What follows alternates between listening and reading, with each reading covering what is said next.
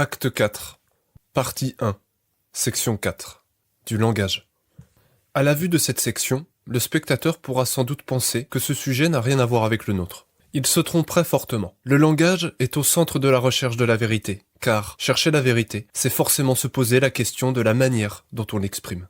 La manière de réfléchir et de résoudre des problèmes philosophiques est intimement liée à la conception que l'on se fait du sens des mots. C'est pourquoi beaucoup de problèmes philosophiques sont en fait des réflexions sémantiques. Ces réflexions arrivent toujours à un moment charnière où l'on se demande, quand nous parlons de ceci ou de cela, de quoi parlons-nous exactement? Qu'entendons-nous par ces mots? L'entièreté du langage académique est vide de sens. C'est une lutte terrible pour l'esprit que de chercher à lui faire dire quoi que ce soit. Ce langage se divise en deux catégories. Les mots qui, renvoyant à d'autres mots, sont absurdes, et les mots qui, renvoyant à eux-mêmes, sont tautologiques.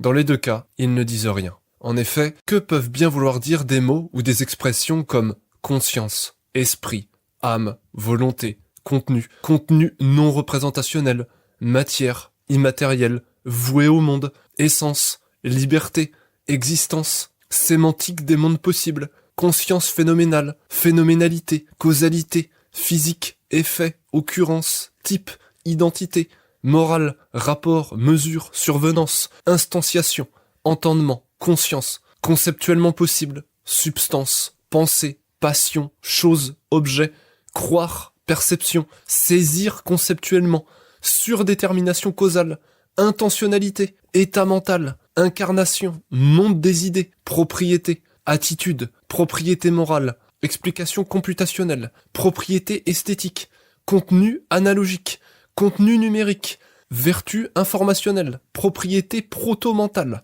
propriété non naturelle, connaissance, connaître, aperception, portée en soi, spectre, forme, réalisé, fonction, propriété double, contenu spirituel, qualité, catégorie, entendement, ou même vérité. Un tel langage pullule dans le milieu académique qui, sous couvert d'une légitimité de papier, s'accapare le domaine philosophique en la parasitant d'une nouvelle scolastique qui déguise son ignorance derrière la mémorisation d'un jargon pompeux d'une grande complexité qui, non content de ne rien apprendre, ne renvoie à rien et d'où les faux savants tirent leur vaine intelligence.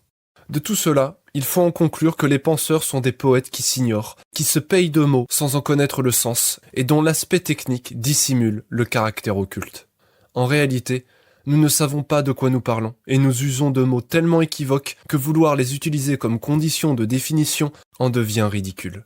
Ces mots ne sont pas différents de ceux que les anciens Grecs désignaient comme des éléments de la nature par des symboles comme Hélios, Eros, Zeus, Psyché, Nyx, etc. Ce sont des mots faits pour désigner des phénomènes naturels afin de donner l'impression de parler de quelque chose. S'il est vrai qu'ils parlent de quelque chose, ils en parlent si abstraitement qu'il est difficile de les considérer comme véritablement précis. Il faut donc reconnaître ces mots comme des symboles commodes qui font référence à des phénomènes classés par catégorie. À défaut de savoir, le sujet parle par métaphore et fait semblant de croire qu'il sait de quoi il parle. Cela ne veut pas dire que les mots ne renvoient à rien, mais qu'ils renvoient à un ensemble de phénomènes que l'on synthétise sous une même catégorie, exprimée par un même signe. Si ces mots désignent bien une réalité, ils en parlent de manière métaphorique. Par exemple, si on parle de l'éros, nous comprenons que nous parlons de cette force amoureuse et charnelle. Mais comment exprimer cette force amoureuse et charnelle? Comment en exprimer la réalité au même titre qu'un objet concret? Pouvons-nous dire de cette chose « ceci est Eros » au même titre que l'on pourrait dire « ceci est une chaise » ? La réponse est non. Car si quelqu'un ne savait pas ce qu'était une chaise, il suffirait de lui en donner le schéma et de lui dire « voici ce que nous nommons chaise ». Mais pourrions-nous faire de même pour l'une des idées ci-dessus? Assurément non, car nous ne savons pas même précisément ce que c'est. Tout le débat académique n'est donc qu'une gigantesque métaphore qui n'a de signification que pour un sujet en ayant déjà l'idée intuitive et vague, ou qui feint de la voir mais qui, s'il devait l'expliquer, serait ultimement contraint d'admettre son ignorance. Les mots sont flous, et c'est pourquoi la majeure partie des débats consiste à en préciser le sens. Le commun utilise des mots dont il ignore entièrement le sens, car il importe peu au commun de savoir ce qu'il dit du moment qu'il peut le dire. La connaissance n'a pour lui que peu d'importance, car la pratique se passe de la vérité. Tout ce qu'il lui faut est une approximation suffisante pour pouvoir en faire usage. Pire encore, le sens commun ne faisant référence à aucun système précis, les termes qu'il emploie ne désignent rien de précis, sinon l'utilité issue de leur usage. Ce qu'il ne comprend pas, c'est qu'un usage qui n'est pas étayé par le vrai n'a pas de sens. Ce qu'il ne comprend pas, c'est que, sans vérité, La pratique n'est qu'illusion maladroite. Il faudra bien un jour dépasser cet horizon de l'absurde pour dire véritablement quelque chose. Il faudra bien un jour que le verbe de la vérité déchire les eaux chaotiques de l'absurde. Mais vivre parmi les autres, c'est s'échiner à parler leur langue, apprendre à ne rien dire, à remplir ses phrases de mots creux. Et si jamais ils nous le reprochent, c'est contre eux qu'ils déposent. Mais pour celui qui vise la connaissance de la vérité, celui-ci devra nécessairement réfléchir sur les moyens de passer d'un langage d'usage à un langage vrai. Proposition 1. La connaissance est indéfectiblement liée au système de signes par lequel elle est exprimée. Connaître, c'est nécessairement exprimer cette connaissance au travers d'un système de signes, autrement dit, d'un langage. Autrement dit, le langage est l'intermédiaire entre le sujet et la vérité. Il est ce au travers quoi il peut la connaître et l'exprimer. Ainsi donc, toute recherche de la vérité doit nécessairement s'interroger sur le langage adéquat à l'exprimer. Autrement dit, chercher la vérité, c'est chercher à parler ce langage par lequel l'existence peut être exprimée adéquatement. En un mot, penser le vrai, c'est penser les signes par lesquels on l'exprime. 2. Un signe exprime une idée. En tant que la science est l'expression de l'existence par l'étendue, le signe d'un langage est ce par quoi s'exprime cette existence pour un sujet. Dit autrement, un sujet, par son idéologie, produit des signes par lesquels il pourra exprimer les idées que lui laissent les impressions de ses sens. Autrement dit, un sujet dépourvu d'un système de signes ne pourra rien exprimer, et par conséquent, ne rien savoir. En clair, une idée sans signe est inconsciente, précisément car le sujet ne parvient pas à l'exprimer. Il suit de cela que tout ce qu'une idée peut exprimer, tout ce qu'un concept peut exprimer, tout ce qu'un sujet peut exprimer, tout cela est nécessairement rendu possible par un langage, c'est-à-dire par un système de signes. Dit encore autrement, si l'idéologie est l'intermédiaire par lequel un sujet peut lire le réel, le langage est l'intermédiaire par lequel un sujet peut l'exprimer. De cela, il suit que le langage est ce qui permet d'avoir des idées conscientes et non plus des intuitions inconscientes. En clair, les signes sont des produits d'une idéologie qui exprime l'existence au travers de l'étendue afin de rendre les idées sensibles au travers de leur expression. 3. Un langage est une projection du réel par un sujet au travers de signes afin de pouvoir l'exprimer. En tant que le langage est ce qui permet d'exprimer une idée, il suit de cela que le langage est ce qui permet au sujet d'exprimer le réel. Le sujet va donc projeter ce réel par son langage afin de pouvoir l'exprimer. Autrement dit, un langage est un système de signes par lequel l'idée du réel est projetée afin d'être exprimable par un sujet. Le langage est une projection du réel, au même sens que Wittgenstein quand il dit que les formes géométriques ont différentes manières d'être projetées, mais que ces manières ne changent rien à la forme de base. 4. Un signe représente une idée. En tant qu'un signe exprime une idée, un signe représente toujours une idée. En tant qu'un signe exprime l'idée d'un sujet à propos d'une chose, ce signe représente l'idée du sujet à propos de cette chose. Il s'ensuit que, si un signe porte une représentation, un énoncé, qui est une articulation de signes, exprime une représentation plus complexe. Autrement dit, si un signe est une représentation d'une idée, un énoncé est une articulation de représentation d'idées pour se représenter une idée plus complexe. De cela, il suit qu'il ne peut y avoir de signe qui ne représente pas d'idée. 5. Un signe se constitue toujours à partir d'intuition. Il faut préalablement intuitionner l'existence avant que de mettre des mots dessus. Et c'est parce que des mots ont été mis sur des intuitions de l'existence que cette dernière peut être exprimée. Dit autrement, un signe permet d'exprimer une idée. Et comme toute idée est nécessairement le produit d'une sensibilité, il s'ensuit qu'un signe est nécessairement le produit postérieur d'une sensibilité, qu'il se construit au travers d'elle et à partir d'elle. 6. Un signe exprime toujours quelque chose de sensible. En tant que tout ce qui existe est sensible, et qu'un signe exprime l'existence par l'étendue, ce qu'exprime un signe est toujours sensible. Dit autrement, un signe exprime toujours une intuition, c'est-à-dire une impression d'un sujet causée par son expérience du sensible. Il suit de cela que la condition d'un signe trouve sa source dans l'impression qu'a suscité dans le sujet son expérience sensible. Autrement dit, un signe se pose toujours sur quelque chose de sensible. Il ne peut y avoir de signe qui exprime quelque chose d'étranger à la sensibilité ou qui soit produit d'un intellect pur dénué de tout rapport sensible. Voir partie 2, section 6, des affections. En outre, un signe ne rend pas visible ce qui est absent, et n'exprime pas ce qui n'existe pas, mais exprime ce qui ne pouvait auparavant qu'être intuitionné inconsciemment. Par exemple, un enfant ressent un ensemble de sensations confuses, et bien qu'il les ressente toutes, il ne peut néanmoins les exprimer. Il apprendra alors à mettre des mots sur ce qu'il ressent afin d'en identifier la nature, de la comprendre et d'en affluer le cours. En un mot, il se livrera à un exercice de discrimination ontologique. Il dira donc « ceci est de la colère », « ceci est de la tristesse », Ceci est de la joie, ce qui lui permettra de clarifier ce qui se passe en lui. Mais tous ces mots renvoient à quelque chose d'effectif. Ce n'est pas l'enfant qui invente cela. Il se livre à un travail de catégorisation de ses intuitions, afin d'en avoir une idée plus nette. Il en est de même pour tous les signes. Un signe ne rend pas visible ce qui n'existe pas. Il ne fait pas venir quelque chose du néant comme une sorte d'invocation. Il réfère à une certaine expérience sensible, à une certaine discrimination de l'existence que le sujet exprime par le biais de ce signe. De plus, un signe ne rend pas la chose sensible. Celle-ci l'était déjà auparavant. Ce que fait le signe, c'est d'exprimer cette chose sensible. Ce faisant, il la rend sensible à autrui. De cela, il suit que le langage permet de dépasser la sensibilité privée pour rendre sensible à autrui sa propre sensibilité en exprimant celle-ci au travers de signes que le sujet peut communiquer. Le sujet n'est plus enfermé en lui-même à subir passivement des impressions qu'il ne peut exprimer, mais peut catégoriser celles-ci sous la forme de concepts clairs au travers d'un système de signes qui permet dès lors de les communiquer. Autrement dit, parler, c'est véhiculer des représentations. De cela, il suit que ce qui n'est pas sensible, non seulement n'existe pas, mais ne peut pas être exprimé. Ainsi donc, un signe ne se réduit pas à la pensée, mais est ce par quoi la pensée est entendue et exprimée. En un mot, un signe permet de rendre une idée consciente, mais cette idée, ce n'est pas le signe qui la produit. Elle se trouvait déjà antérieurement dans l'effectivité de l'esprit, dans une pensée vague et confuse, dont le sujet ne pouvait avoir conscience, faute de pouvoir l'exprimer. Par conséquent, le signe ne permet pas tant de penser que de rendre consciente la pensée au sujet. En tant que la pensée ne se réduit pas au signe qu'il exprime, cela implique qu'il n'est pas impossible pour un sujet de penser autrement. Il suffit pour cela de changer les signes par lesquels il exprime sa pensée afin de comprendre autrement ce qui, auparavant, ne pouvait être pensé. En clair, si un langage contraint la pensée à l'impasse, c'est qu'il faut en changer. Et cela, le sujet le peut. Remarque.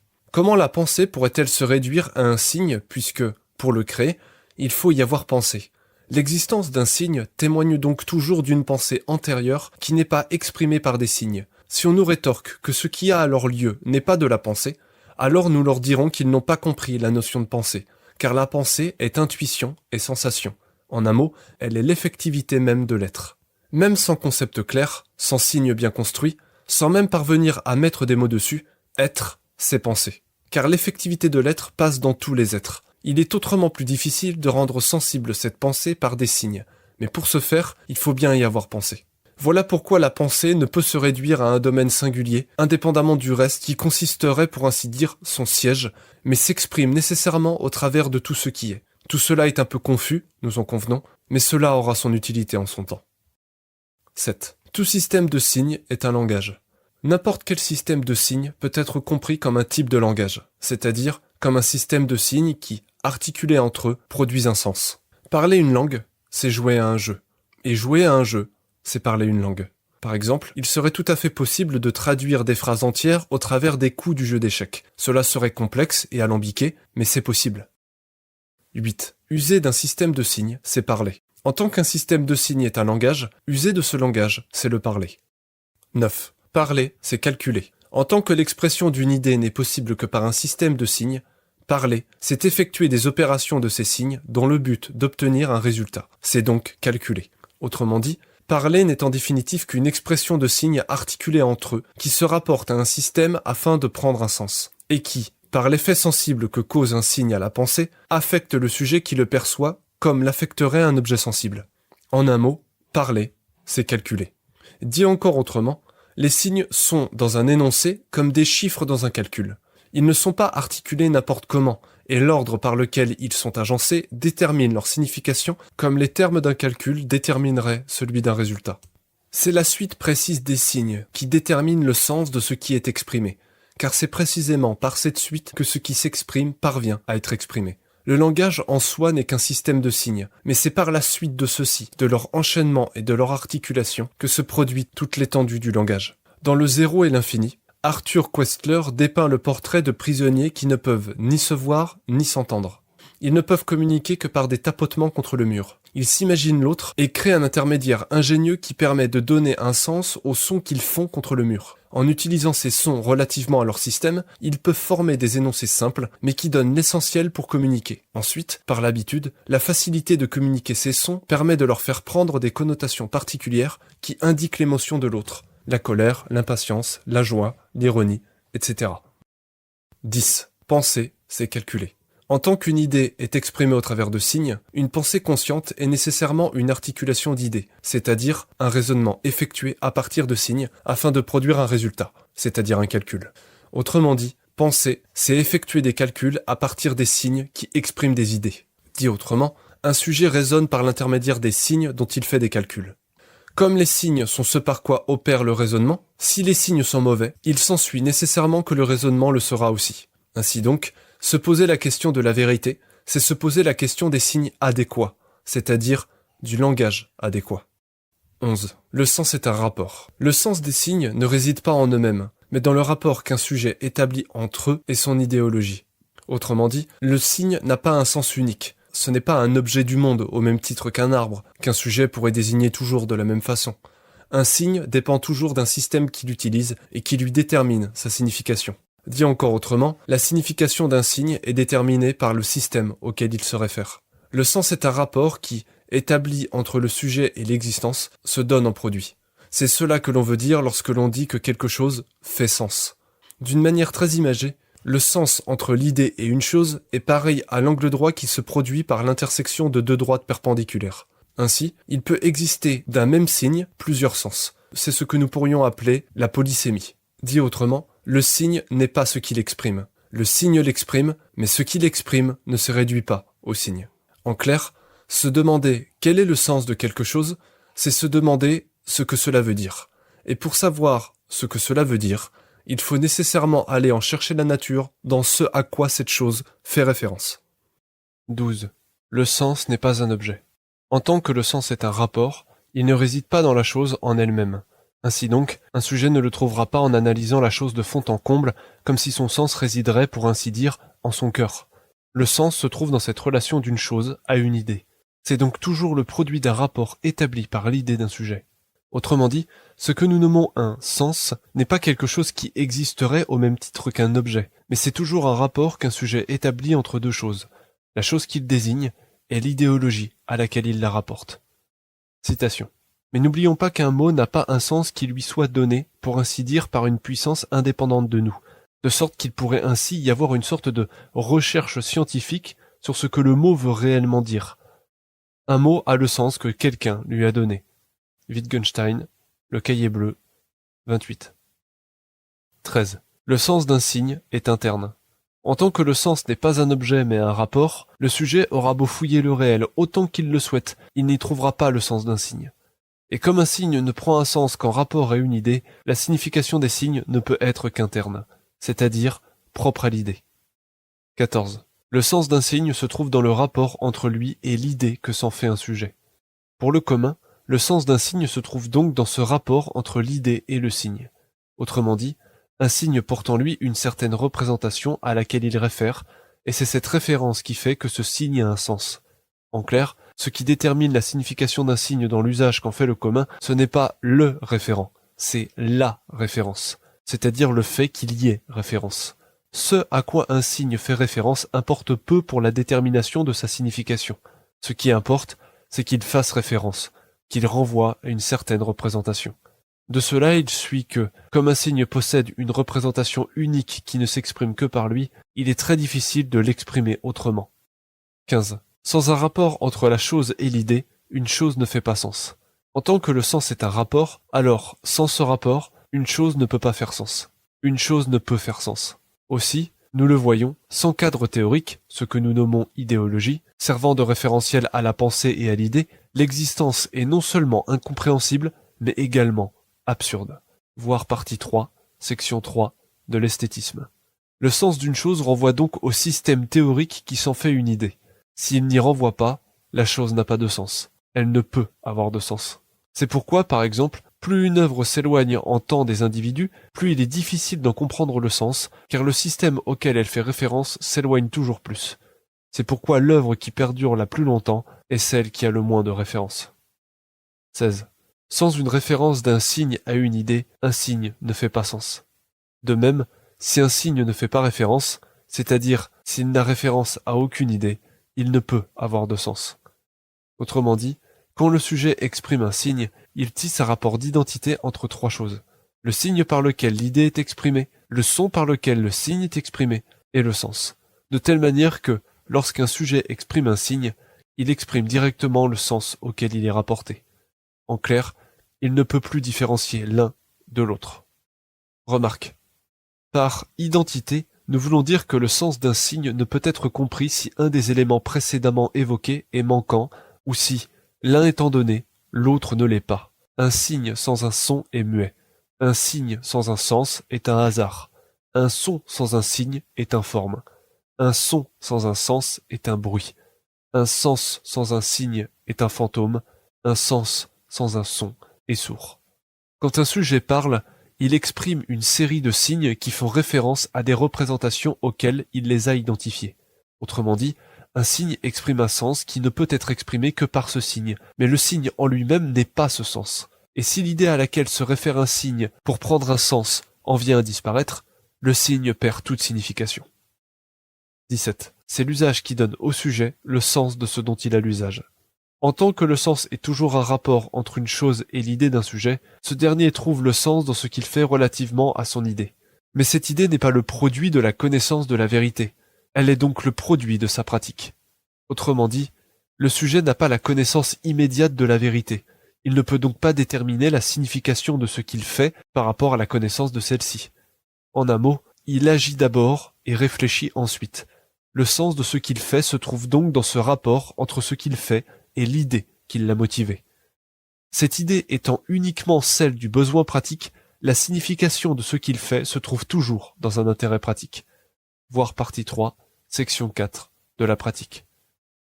Plus simplement, ce qui importe chez un sujet, ce n'est pas qu'une chose soit vraie, c'est qu'elle soit utile. Utile à quoi? À ce qu'il veut faire.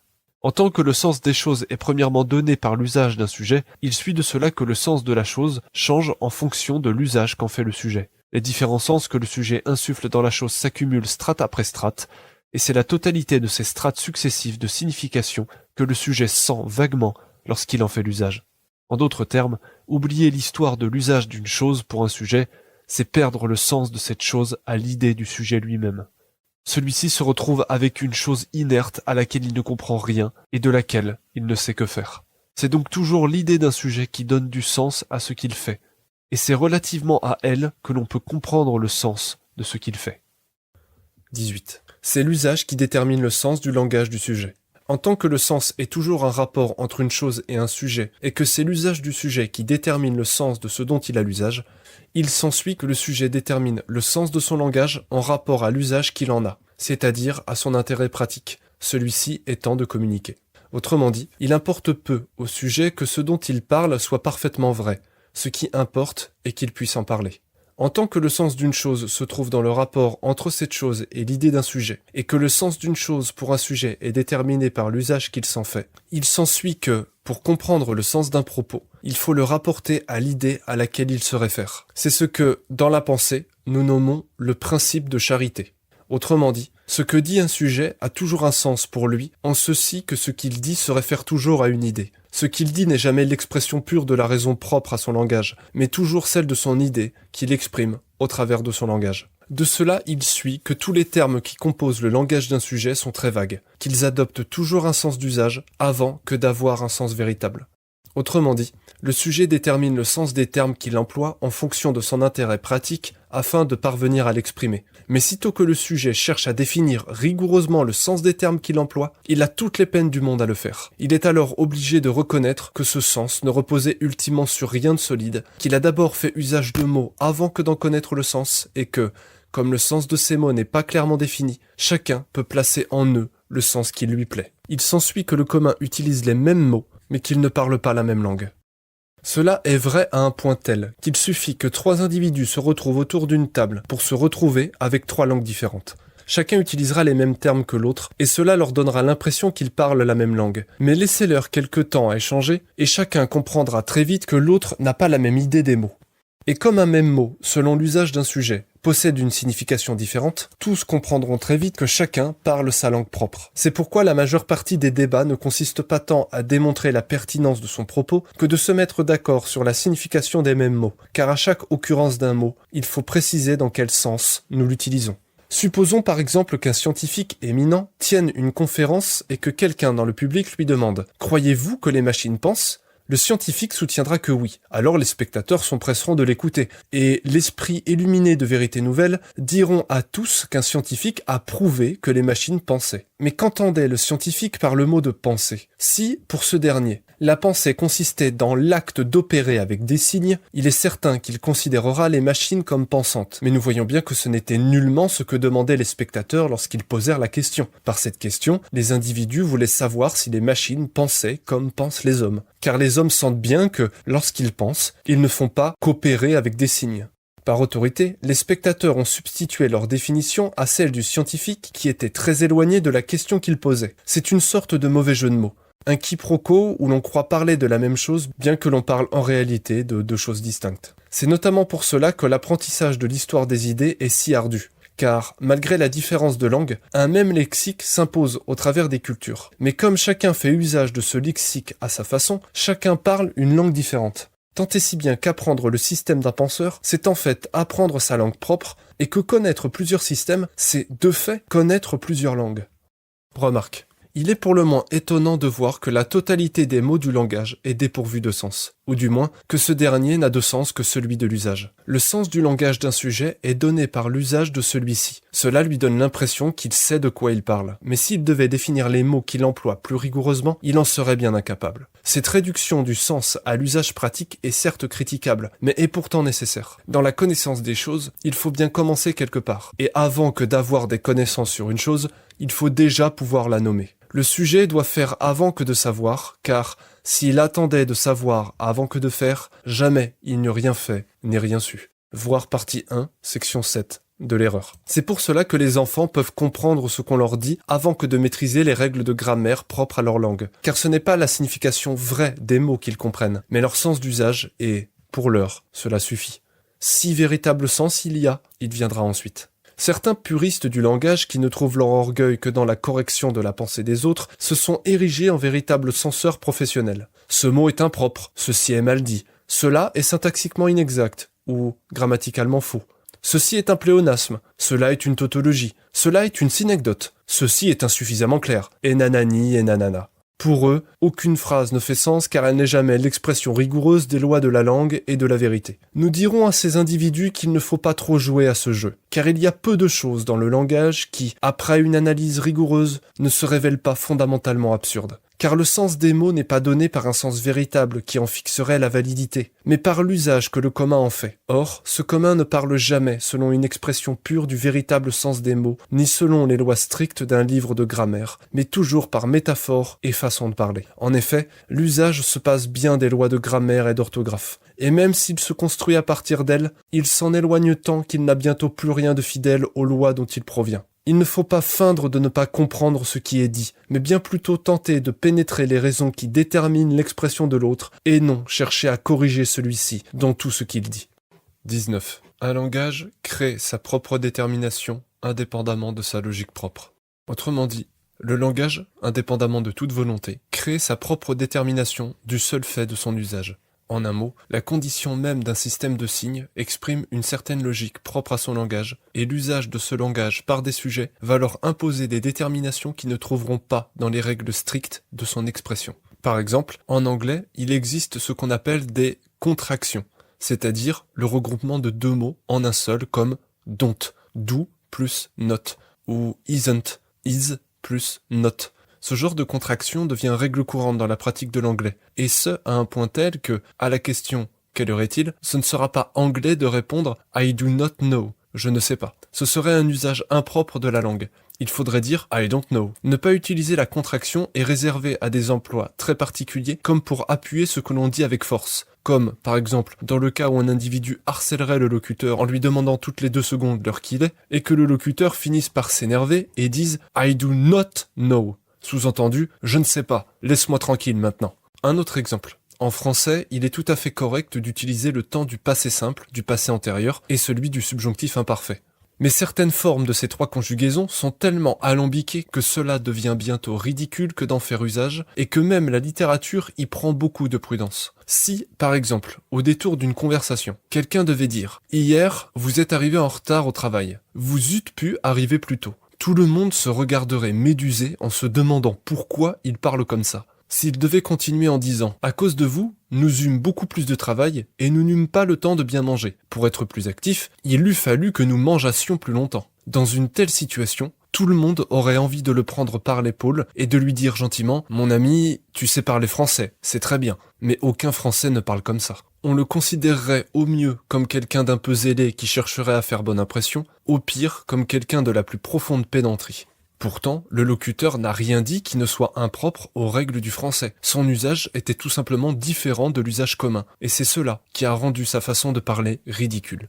En un mot, l'usage d'une langue crée ses propres déterminations, qui ne se trouvent pas dans l'expression stricte des règles qui en déterminent l'expression. Par suite, ce qui au début était un usage devient bientôt une règle, et c'est un usage impropre que de ne pas l'utiliser. En clair, savoir parler une langue, ce n'est pas tant connaître les règles strictes de son expression que savoir comment les gens qui la parlent en font l'usage. C'est ce qui rend très difficile l'apprentissage d'une langue, car la façon dont on l'apprend n'est pas la façon dont elle est parlée. 20. L'usage d'un langage rend ses représentations évidentes. Par l'usage régulier d'un langage, le sujet finit par considérer de la plus grande évidence les représentations de ce langage. Autrement dit, une maîtrise aiguisée d'un langage rend des signes tellement évidents qu'on ne les exprime même plus. Ils deviennent implicites. Par exemple, dans la version très archaïque des échecs, il n'y avait pas le droit de bouger le pion de 2 cases lors de son premier déplacement. Mais le mouvement était devenu tellement évident que l'on a finalement intégré dans le fonctionnement même du jeu le fait de s'en passer.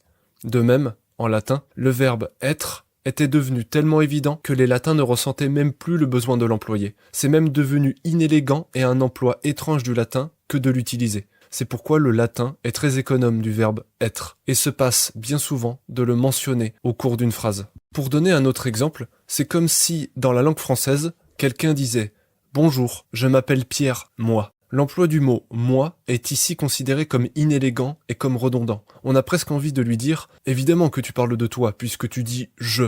Pas besoin de le dire une deuxième fois. Tu gagnerais en élégance à le supprimer. En clair, ce qu'il dit est tellement évident que cela n'a presque plus de sens de le mentionner. Nous avons à ce sujet un exemple très intéressant. À l'école, un enfant s'était blessé le doigt. Il alla donc voir l'infirmier qui lui demanda de lui montrer son doigt. L'enfant ne comprit pas et demanda « Mais lequel ?» L'infirmier répondit « Tu te moques de moi ?» Comme si cet enfant était un idiot. L'infirmier ne comprenait pas que cet enfant avait de gros problèmes de compréhension et qu'il fallait lui expliquer les choses très lentement et clairement. Le sens commun tendrait évidemment à dire que si l'on vient voir l'infirmier parce qu'on en a mal au doigt et qu'il nous demande de le lui montrer, il parle évidemment du doigt blessé, qui est la raison de notre venue. Mais cela est un sous-entendu, c'est une idée intuitive, un saut de logique tellement évident que l'on s'autorise à le faire sans le mentionner. De manière stricte, en effet, l'infirmier n'avait pas dit quel doigt il voulait voir, et cet enfant qui ne parvenait pas à comprendre ces sauts de logique ne parvenait pas à le comprendre. Le commun est noyé dans ce genre d'exemple qui rend extrêmement difficile la compréhension de ce qu'il fait. Sa façon de penser repose en réalité sur un ensemble de préjugés dont il a tellement l'habitude qu'il n'en sent même plus la présence et qui est pour lui tellement évident qu'il ne ressent même plus le sens de les mentionner. Il ne s'en pose pas la question, tout simplement parce que cela est évident pour lui. Mais celui pour qui cela ne le serait pas aurait toutes les peines du monde à le comprendre et passerait pour un idiot ou pour un fou. Plus précisément, l'usage d'une langue rend tellement habituelles les représentations qu'elle porte que celles-ci en deviennent parfaitement évidentes. Mais ce ne sont pas des évidences, ce sont simplement des habitudes. Et c'est pourquoi un sujet qui en a l'habitude aura toujours la profonde évidence de ce dont il fait l'usage, tandis qu'un individu qui est étranger aura toutes les peines à le comprendre. En un mot, l'habitude de l'usage d'une langue implique toujours une perte d'information. On considère cette habitude comme une évidence, et elle devient tellement évidente qu'on ne pense même plus à l'employer. Et on ressent si peu le besoin de la dire qu'on en vient finalement à l'oublier. Tant et si bien que, s'il fallait demander à quelqu'un d'en expliquer la raison, il serait incapable de répondre. Il dirait « Mais enfin, tu ne comprends pas ? C'est pourtant évident !» Mais cette évidence, il serait incapable de l'expliquer, car son usage régulier lui a donné à lui-même l'impression de son évidence, et cela lui en a fait oublier la raison même. De cela, il suit que, par l'habitude de l'usage, les informations que porte une langue se dégradent et se perdent. On les considère tellement évidentes que l'on finit par ne plus les dire, et on ne les dit tellement plus que l'on finit par les oublier. C'est pourquoi on ne sait bientôt plus quelle information exprime tel mot. Il suit également de cela que le langage du commun repose en réalité sur un ensemble de préjugés et de règles d'usage dont il faut être dans les secrets pour comprendre ce qui est dit. 21. Le sens véritable d'une chose ne saurait être son sens d'usage. Le sens d'usage n'est pas un problème en lui-même, car nous l'avons vu, il permet de communiquer. Il ne devient un problème que lorsqu'il s'érige comme expression de la vérité. Le sens d'usage suffit à communiquer, mais il ne saurait suffire à exprimer le vrai. Autrement dit, comme le sens d'une chose est déterminé par l'usage d'un sujet, le sens d'une même chose change en fonction des intérêts de ce même sujet. Et plus il y a de sujets, plus il y a d'intérêts. Plus il y a de sens différents, parfois à propos des mêmes choses. Or, en tant que la vérité est fixe, il est clair que le sens véritable d'une chose ne saurait changer sans arrêt, sans jamais se fixer sur rien, comme si la chose changeait de substance à chaque instant. Dit encore autrement, que le sujet ne parle pas selon le sens véritable des mots, cela importe peu, car cela lui permet d'en faire usage et de pouvoir communiquer. Pour l'usage, cela suffit. Cependant, tant que le sujet ne sera pas parvenu à parler le vrai, tout ce qu'il pourra dire sera toujours ou des images, ou des métaphores, ou des façons de parler. En bref, toujours un mythos, mais jamais la vérité. En un mot, tout est une question d'objectif. Si le sujet ne cherche qu'à communiquer, le sens d'usage du langage suffira amplement. S'il cherche cependant à connaître la vérité, il devra nécessairement s'éloigner du sens d'usage de son langage pour tendre vers un langage plus adéquat à l'expression de la vérité. 22. Le mythos est le sens d'usage d'un langage. Voici donc comment nous définirons ce mot. Le mythos est ce langage qui, encore inadéquat, ne peut parler par le sens véritable des mots, mais seulement par celui de l'usage d'un sujet, c'est-à-dire par métaphore, par façon de parler, par périphrase et par poésie. En clair, par des idées encore inadéquates qui visent davantage à donner une idée vague de ce dont elles parlent que d'en connaître la vérité. Ce mythos est certes critiquable et ne constitue pas l'expression du véritable sens des choses, mais il permet néanmoins d'en connaître l'existence et de pouvoir connaître celle-ci plus précisément. On trouve communément dans les débats des individus très pointilleux qui demandent que l'on définisse les mots que l'on emploie. Quand on leur répond, ils demandent que l'on définisse les mots par lesquels on a défini. Quand on leur répond, ils demandent que l'on définisse les mots par lesquels on a défini ce que l'on a défini. Et ainsi de suite, jusqu'à ce qu'on leur dise enfin « je ne sais pas ». Ainsi donc, tout discours se produit toujours sur une sorte de suspension consentie d'incrédulité, où l'on feint de comprendre ce que l'autre dit. Et si on accorde volontiers la nécessité de devoir préciser les termes que l'on emploie, on admet tacitement qu'il est impossible d'en rendre parfaitement raison, et qu'à défaut d'en avoir la connaissance parfaite, il convient de les utiliser selon le sens d'usage que l'on s'en fait. Il faut donc admettre que l'on ne peut pas ultimement rendre raison des mots que l'on emploie, car, fondamentalement, on ne parle que par métaphore. Quand on y parviendra, c'est que l'on connaîtra la vérité, et que la simple définition du mot suffira à en connaître adéquatement la nature. 23. Le logos est le sens véritable du langage. De même, le logos est l'expression vraie de l'existence, c'est-à-dire l'expression de la connaissance adéquate de cette existence par un sujet. Le logo est donc l'expression vraie des choses par un système de signes qui permet cette expression vraie. Ainsi donc, parler le logos, c'est parler le vrai.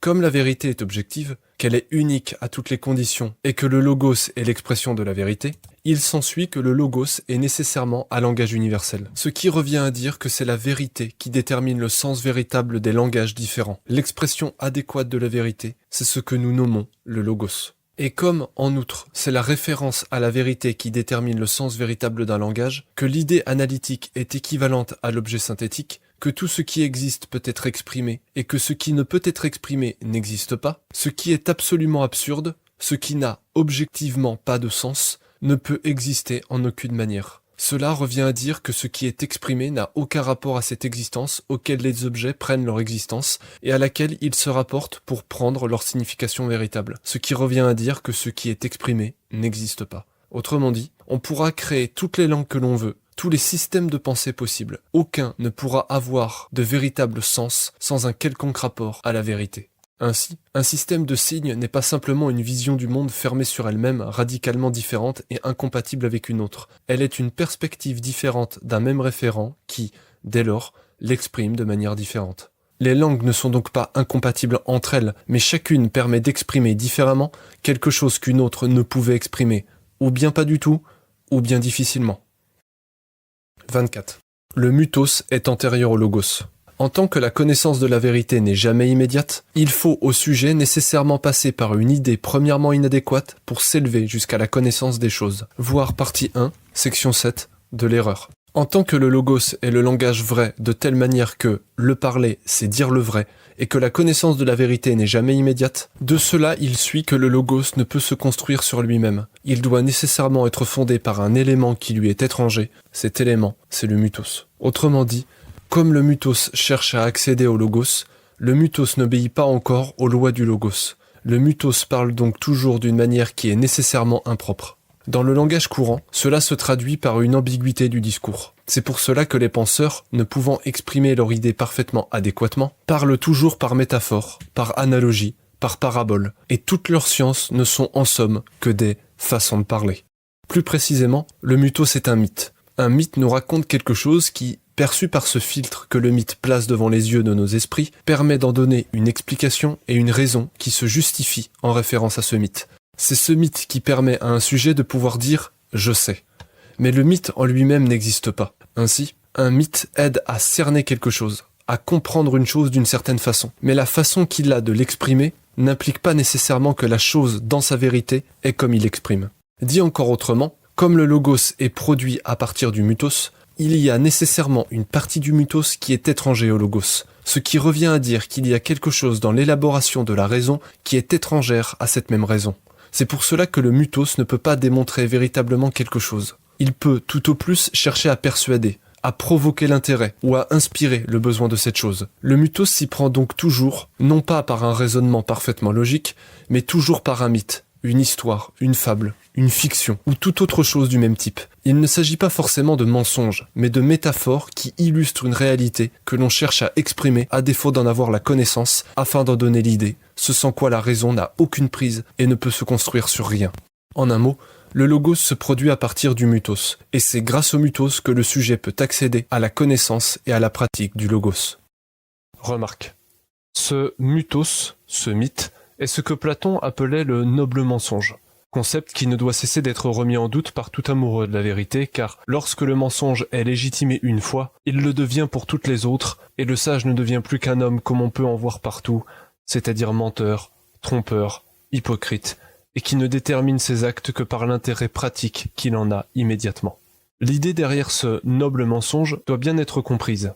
Il s'agit de faire comprendre qu'il existe des récits factuellement faux qui contiennent, en eux, ou bien une part de vérité, ou bien un effet pratique véritable. Darwin le disait comme bien d'autres déjà. Les notions scientifiques comme sélection naturelle, gravité, matière noire, etc. ne sont que des métaphores qui permettent de synthétiser de manière commode des réalités très complexes. Ce faisant, ces notions permettent d'appréhender ces réalités, d'y réfléchir et d'agir sur elles. Ce sont des hypothèses, c'est-à-dire littéralement ce qui se trouve en dessous de la thèse, en dessous de l'idée vraie. En un mot, ce sont des idées encore inadéquates qui permettent de se hisser à la hauteur des réalités. Pour reprendre Platon, cette idée inadéquate est comme un tremplin vers les choses. De même, des mots comme chakra, énergie, humeur, force, esprit, volonté et tout autre mot semblable sont factuellement faux, mais ils permettent d'agir sur des réalités que l'esprit comprend encore mal afin d'avoir une meilleure compréhension à leurs propos et d'avoir une incidence sur elles. C'est cette expression métaphorique qui permet de comprendre même très vaguement des propositions factuellement absurdes ou du moins profondément obscures, comme ouvrir son esprit, saisir l'idée, faire preuve de volonté, et toute autre expression du même type. Or donc, comme cette hypothèse permet d'accéder à l'idée des choses sans laquelle il n'y aurait aucune connaissance, mais que, en outre, cette idée n'est pas encore démontrée, cela implique que toute recherche de la vérité repose fondamentalement sur un acte de foi, qui permet d'en déterminer la démarche et d'en alimenter le mouvement. Ainsi donc, ce noble mensonge, cette expression métaphorique, cet acte de foi qui motive la recherche de la connaissance et donne l'idée d'une chose, c'est-à-dire en un mot, ce mutos, cela permet aux individus qui le pratiquent d'avoir une idée vague de ce dont ils parlent afin de se hisser peu à peu jusqu'à son expression véritable. Même s'il est fort pratique, il ne doit cependant jamais être oublié pour ce qu'il est, une idée inadéquate qui demande plus de précision afin d'en atteindre sa pleine et véritable expression. 25. Le sens véritable de l'existence est la vérité. Si, dans l'existence, il est un sens véritable, il ne peut s'agir que de celui de la vérité, car c'est relativement à elle que se rapporte toute chose. En un mot, le sens de la vie, c'est la vérité.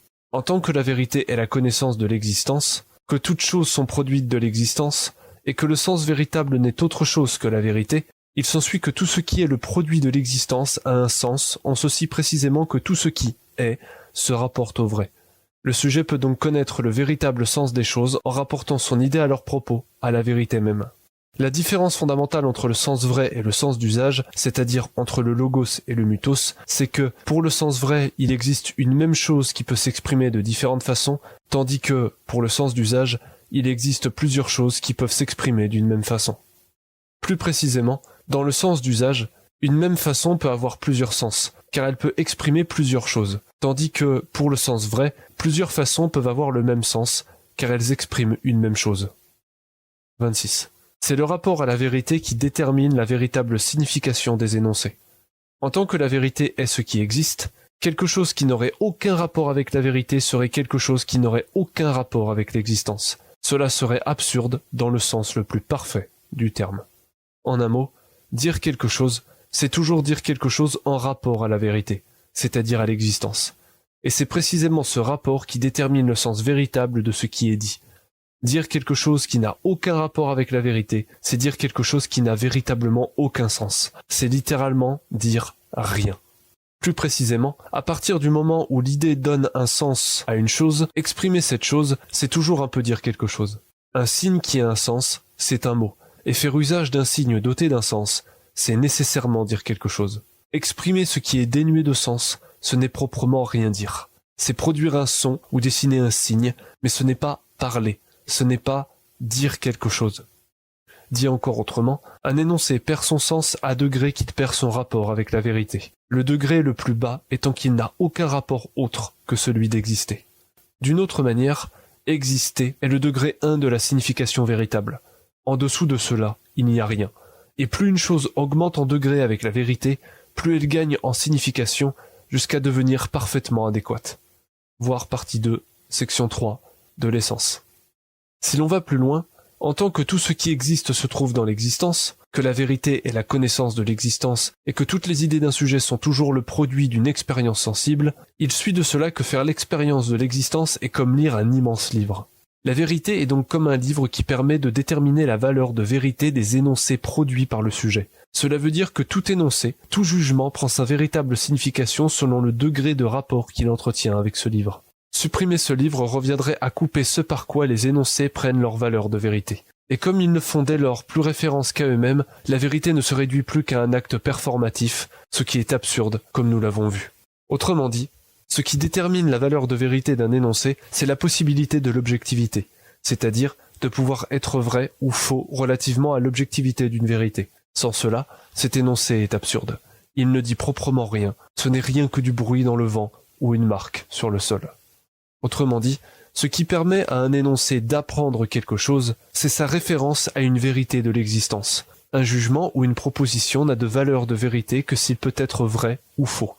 Il ne peut donc être l'un ou l'autre que relativement à une vérité objective de l'existence. Sans cela, aucun jugement ne peut avoir de valeur ni de sens. Il ne peut être ni vrai ni faux, car il ne renvoie à rien sinon à lui-même.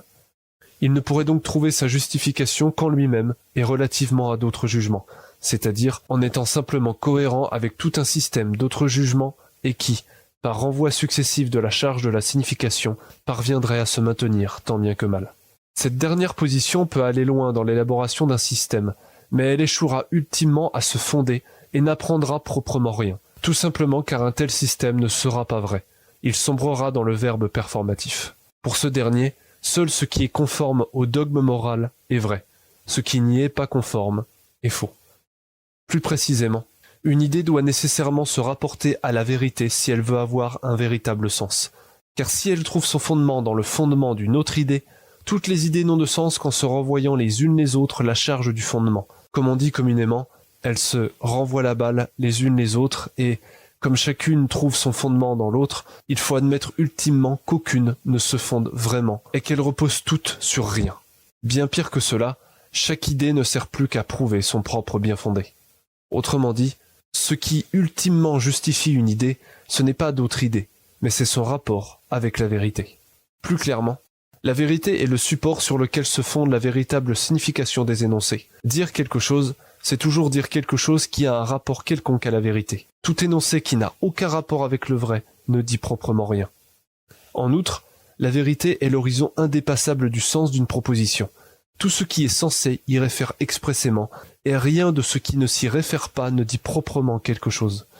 Toute chose n'a de sens que si elle réfère à quelque degré que ce soit à la vérité, car tout ce qui n'y réfère en rien ne peut avoir de sens. Toute chose prend son sens en vertu de sa participation de près ou de loin à la vérité. De près, quand elle dit quelque chose de vrai, de loin, quand elle indique quelque chose de vrai, sans le dire explicitement.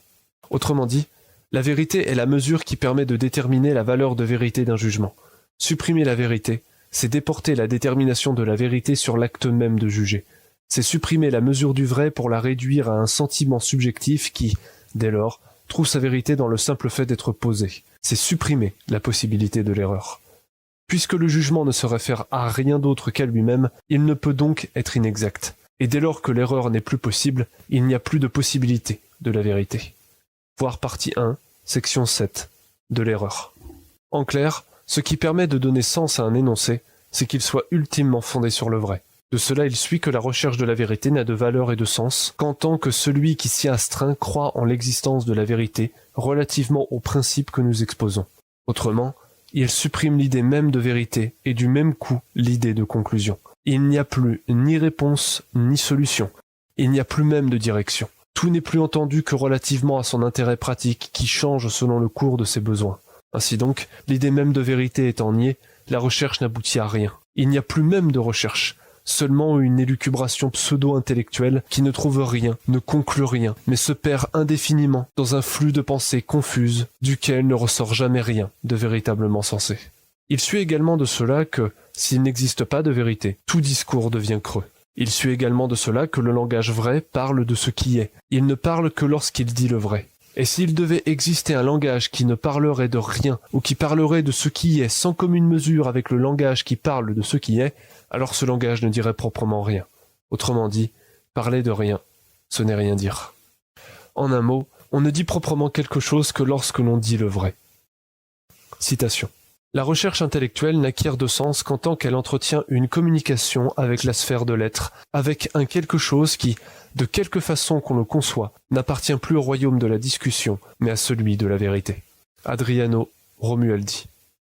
Remarque. On pourrait objecter que cette dernière proposition est fausse, qu'un poème, par exemple, même si ce qu'il dit n'est pas vrai, dit bien quelque chose. Or, cette objection est fausse, car le poème dit bien quelque chose de ce qui est, c'est en cela qu'il a un sens. Tout énoncé prend son sens en vertu de son degré de rapport avec la vérité, car il dit ce qui est. Un énoncé qui n'aurait aucun rapport avec ce qui est n'aurait proprement aucun sens. Il en est de même pour tout, que ce soit un roman, un poème, ou même une fiction fantastique dans un univers magique. Nous ne disons pas d'une chose qu'elle n'a pas de sens en tant qu'elle ne se rapporte pas à l'existence, car, nous l'avons vu, tout ce qui existe se rapporte à elle. Nous disons qu'une chose n'a pas de sens en tant qu'une idée de l'existence est inadéquate. Autrement dit, si tout a un sens véritable du fait que tout est un produit de l'existence, seules les idées qui ne se rapportent pas à la connaissance de la vérité peuvent être appelées vides de sens. Non pas en tant qu'elles n'existent pas, mais en tant qu'elles possèdent une vision inadéquate de ce sur quoi elles se portent. Car l'idée inadéquate a un sens, elle a des causes, et sa nature peut être expliquée clairement, mais le jugement qu'elle porte sur l'existence ne se rapporte à rien, sinon qu'au fait d'exister. Ainsi donc, une idée n'est pas vraie du seul fait qu'elle existe. Elle est vraie quand elle exprime adéquatement l'existence, et c'est cela qui détermine le véritable sens des idées. 27. Dans le mutos, ce qui est dit est toujours implicite et tacite. En tant que le mutos donne vaguement l'idée d'une chose par métaphore et analogie, il s'ensuit nécessairement que ce qu'il cherche à dire va plus loin que ce qu'il dit effectivement. En clair, qu'un propos soit implicite signifie que ce qu'il veut dire ne réside pas dans le sens littéral de ce qu'il exprime, mais que cette signification se porte au-delà. C'est pourquoi ce qui est implicite est toujours tacite, car il n'est pas proprement dit. En outre, un propos qui dit plus que ce qu'il dit effectivement, c'est la définition de la métaphore. En tant que le sens d'un langage est toujours interne et que le sens est un rapport, si un sujet n'a connaissance de l'idée à laquelle se rapporte un signe, celui-ci n'aura pour lui aucun sens. Autrement dit, tout langage possède un système auquel ces signes se réfèrent. Si ce système n'est pas connu du sujet, les signes de ce système n'auront pas de sens pour lui. Dit autrement, l'objet de ce qui est dit est toujours implicite. Un individu entièrement extérieur à la pratique de ce langage ne pourrait en comprendre l'objet, nous pourrions dire le sens. De cela il suit que comprendre ce que dit un signe, c'est savoir à quel système il se rapporte. Autrement dit, dans tout mutos, ce qui est exprimé n'est pas proprement ce qui est dit. Ce qui est dit se porte au-delà de ce qui est exprimé. Cela se montre clairement par cette expression commune « je vois ce que tu veux dire », comme si on sentait que ce qui est dit dépassait la signification stricte que ce qui est exprimé. Oui, nous voyons ce qu'il veut dire, et nous le voyons précisément, car il ne le dit pas. Prenons un professeur face à sa classe, par exemple. Celle-ci étant bruyante, le professeur s'exclamerait « S'il vous plaît », littéralement cela voudrait dire « Si cela vous sied, pourriez-vous faire ceci ?» Mais nous comprenons bien vite que ce n'est pas cela qu'il veut dire. Ce n'est pas cela le propos de sa phrase. Ce n'est pas son intention ni le sens de ce qu'il dit. Nous comprenons bien que ce qu'il veut dire est « taisez-vous ». Pour ainsi dire, ce qui est dit est comme entre les lignes de ce qui est exprimé, ce qui revient à dire qu'il n'est pas proprement exprimé précisément. Comprendre le propos de ce qui est dit, c'est savoir lire entre les lignes. C'est ce qui rend les langues floues, abstraites, ambiguës et extrêmement complexes à comprendre. C'est pourquoi les individus ont des peines infinies à se comprendre. Quand un sujet dit quelque chose, il ne la dit jamais pour ce qu'elle est strictement, mais toujours pour quelque chose de plus, qui va plus loin que ce qu'il dit littéralement. Dit encore autrement, ce que dit un signe fait référence au système auquel il se rapporte. Si ce système n'est pas connu, le signe ne dira rien. Cela peut poser de nombreux problèmes. Dans le cas d'une traduction, par exemple, si le traducteur n'a pas compris le propos, la traduction sera mauvaise. Traduire ne consiste pas à traduire mot à mot, mais bien à comprendre le propos derrière ce qui est exprimé pour le retranscrire dans un autre langage le plus précisément possible relativement à l'intention de celui qui l'exprime. Sans cela, la traduction n'aura aucun sens.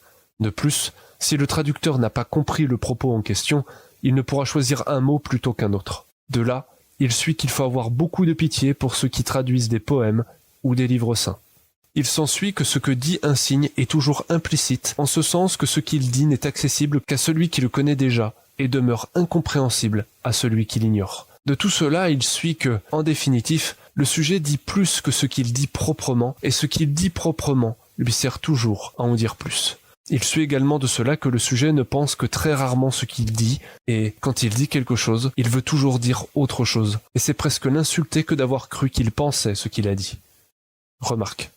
Cette dernière proposition pourra paraître étrange, mais que l'on réfléchisse un peu à ce que les individus disent strictement, et on comprendra aisément que ce qu'ils disent se porte toujours au-delà de la signification stricte de ce qu'ils expriment. Ce qui est vraiment dit par un sujet dépasse l'expression stricte de ce qu'il dit effectivement, exactement comme le but d'un coup d'échec dépasse toujours le coup lui-même.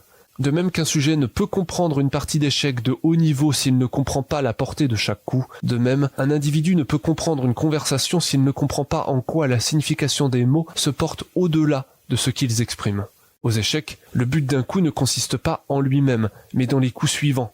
L'adversaire en faisant de même, une partie consiste à anticiper les coups suivants en répondant avec des coups qui permettent de les contrecarrer. Ce que le coup est, n'est donc pas tant ce qu'il fait concrètement, que dans ce qu'il permet de faire. C'est pourquoi nous disons que son but se porte au-delà de ce qu'il fait. C'est un jeu purement abstrait. Un sujet qui n'aurait pas cette capacité d'abstraction ne pourrait jamais rien y comprendre. Il en est de même dans un langage. Plus un sujet devient familier à l'usage d'un système de signes, plus son interaction avec d'autres sujets se versera dans l'abstraction. Cela augmentera par degrés jusqu'au point de devenir des conversations presque exclusivement composées de ce que l'on appelait autrefois des mots d'esprit, c'est-à-dire une maîtrise fine du langage qui permet d'avoir des effets de sens très recherchés. Le propos véritable d'une expression se trouve donc au-delà de ce qui est proprement exprimé, et c'est cela que sait reconnaître le locuteur aguerri. La comparaison avec les échecs pourra paraître étrange, mais le langage est bien un jeu de ce type. Ainsi donc, comprendre un énoncé, c'est comprendre la portée de son expression. Ceux qui ne le peuvent pas seront toujours considérés comme des idiots et des simplets. 28. Le logos dit parfaitement ce qu'il exprime. Un langage parfaitement rationnel, autrement dit un logos, doit être compris entièrement. C'est-à-dire qu'un signe clair, une fois donné, ne doit pas dire plus que ce qu'il exprime. Il dit parfaitement ce qu'il exprime. En d'autres termes, ce que dit le logos est parfaitement ce qu'il exprime. Ce qu'il dit ne va pas plus loin que ce qu'il exprime. Remarque. C'est un défaut constitutif du mythos que ce qu'il dit se trouve au-delà de ce qu'il exprime. Le signe ne donne pas véritablement le propos, mais ne fait que l'indiquer. C'est ce défaut qui donne tout le crédit à la littérature et à la poésie, mais c'est une catastrophe dans l'exercice du discours rationnel. En effet, il existe des ouvrages si complexes que, en cherchant à les expliquer, il faut en venir à dire plus que ce que l'auteur lui-même en a dit. Pour ce genre d'ouvrage, nul ne peut véritablement prétendre y avoir tout compris. Et si un seul le prétendait, alors nous pourrions d'ores et déjà savoir qu'il ment. Il en est de même pour les écrits sacrés, où il est bien difficile de dire que l'on y a tout compris. Or, comment s'accorder sur un propos si nul n'est capable d'en comprendre le sens? De même, un poème ne vise pas à être compris complètement, ce n'est pas son but. Sa fonction est de dire quelque chose de suffisamment vague et en même temps de suffisamment précis pour qu'autrui se retrouve en lui et puisse le comprendre à sa façon. C'est pourquoi on peut toujours dire de nouvelles choses à son propos. Mais si cela n'est pas un défaut pour un poème, c'en est bel et bien un pour un discours rationnel. Pour la simple raison que l'on ne peut jamais être certain d'en comprendre le propos, et que l'on pourra en faire la dissertation pendant 1000 ans qu'on n'en aurait toujours pas vu le bout. C'est un discours qui se perd dans un éternel renouvellement par lequel on lui fait dire tout ce que l'on veut. C'est d'ailleurs pour cela que les travaux des académiques sont sans fin, car ils fondent leur commerce sur ce renouvellement sans fin d'interprétation de textes confus et ne font plus tant de la recherche que de la poésie. Ce défaut du discours conduit toujours à une idolâtrie du penseur, car comme ce qu'il dit est toujours supérieur à ce que l'on peut exprimer, il passe bientôt pour divin, comme si ce qu'il disait était tellement génial que nul ne pouvait le comprendre. Non. Ce qu'il dit n'est pas génial, pas plus que divin. Ce qu'il dit, c'est rien. Il ne dit proprement rien. En clair, si la richesse sémantique est une qualité dans un poème, elle est un défaut dans le discours rationnel. Et si ce que dit le mythos va toujours plus loin que ce qu'il exprime, le logos doit dire ce qu'il exprime parfaitement. Dans ce dernier, il faut être en mesure de comprendre clairement ce qu'il dit. Si chacun est capable de lui faire dire n'importe quoi, c'est que ce n'est que de la poésie. En somme, à propos d'un discours rationnel, il faut pouvoir en faire le tour. À la fin d'un discours rationnel, il doit être possible de dire véritablement « j'ai tout compris, j'ai saisi la pensée de l'auteur dans son intégralité », et non pas « j'ai interprété son propos d'une certaine façon, mais le propos de sa pensée m'échappe toujours, je ne peux parler que de ce que j'ai interprété de lui ». Si ce n'est pas possible, c'est certainement que l'ouvrage n'est que poésie. 29. Le logos est constitué de manière à exprimer adéquatement la vérité. En tant qu'un langage a une logique qui lui est propre et que le mythos est constitué dans le but de communiquer et non de dire le vrai, le langage vrai doit être constitué de telle manière à pouvoir exprimer adéquatement la vérité. Autrement dit, le logos n'a pour seule utilité que celle d'exprimer adéquatement la vérité. C'est pour cela qu'il est constitué et pour cela seulement. 30. Réfléchir sur un objet par les termes du logos, c'est réfléchir sur la vérité de l'objet. En tant que le logos dit parfaitement ce qu'il exprime et que l'idée analytique équivaut à l'objet synthétique, il suit de cela que réfléchir sur les termes d'un objet en tant que celui-ci est exprimé par le logos, c'est réfléchir sur la vérité de l'objet. D'une manière très imagée, dans le logos, le fait qu'une expression soit grammaticalement correcte confère une réalité objective à l'objet exprimé, car c'est dire que l'objet est effectivement comme il est exprimé. 31. Un signe d'un mythos exprime moins quelque chose qu'il permet de l'indiquer. En tant que, dans le mythos, ce qui est dit se trouve toujours au-delà de ce qui est proprement exprimé, et que les signes de son langage n'expriment pas littéralement ce qu'il cherche à dire, il suit de cela que les signes d'un mythos sont plus des indicateurs vagues que des expressions adéquates. Un mythos est composé d'indicateurs d'idées, sans lesquels le sens d'un mot ne peut être compris. Un langage dépourvu de ces indicateurs serait comparable à une conjugaison à laquelle on aurait enlevé toutes les déclinaisons et les terminaisons pour ne conserver que les radicaux. Ce n'est pas tant que les mots ne feraient plus sens, qu'ils seraient incompréhensibles, car on ne pourrait comprendre ce qui est dit. Les terminaisons permettent de comprendre la manière dont il faut comprendre ce mot. S'il n'y en a aucune, un sujet ne peut pas comprendre ce mot. C'est cette manière de le comprendre qu'indiquent les terminaisons. En tant que les signes d'un mythos indiquent plus qu'ils n'expriment, un raisonnement construit sur un mythos ne peut pas tant démontrer une idée que la montrer. En outre, il est très difficile d'exprimer quelque chose autrement que ce par quoi on l'indique. De cela, il s'en est suivi ce genre de proposition. Ce qui peut être montré ne peut être dit. Wittgenstein, Tractus Logico-Philosophicus, 4.12.12. Remarque, comme nous l'avons vu, le sens des mots n'est donné que par l'usage.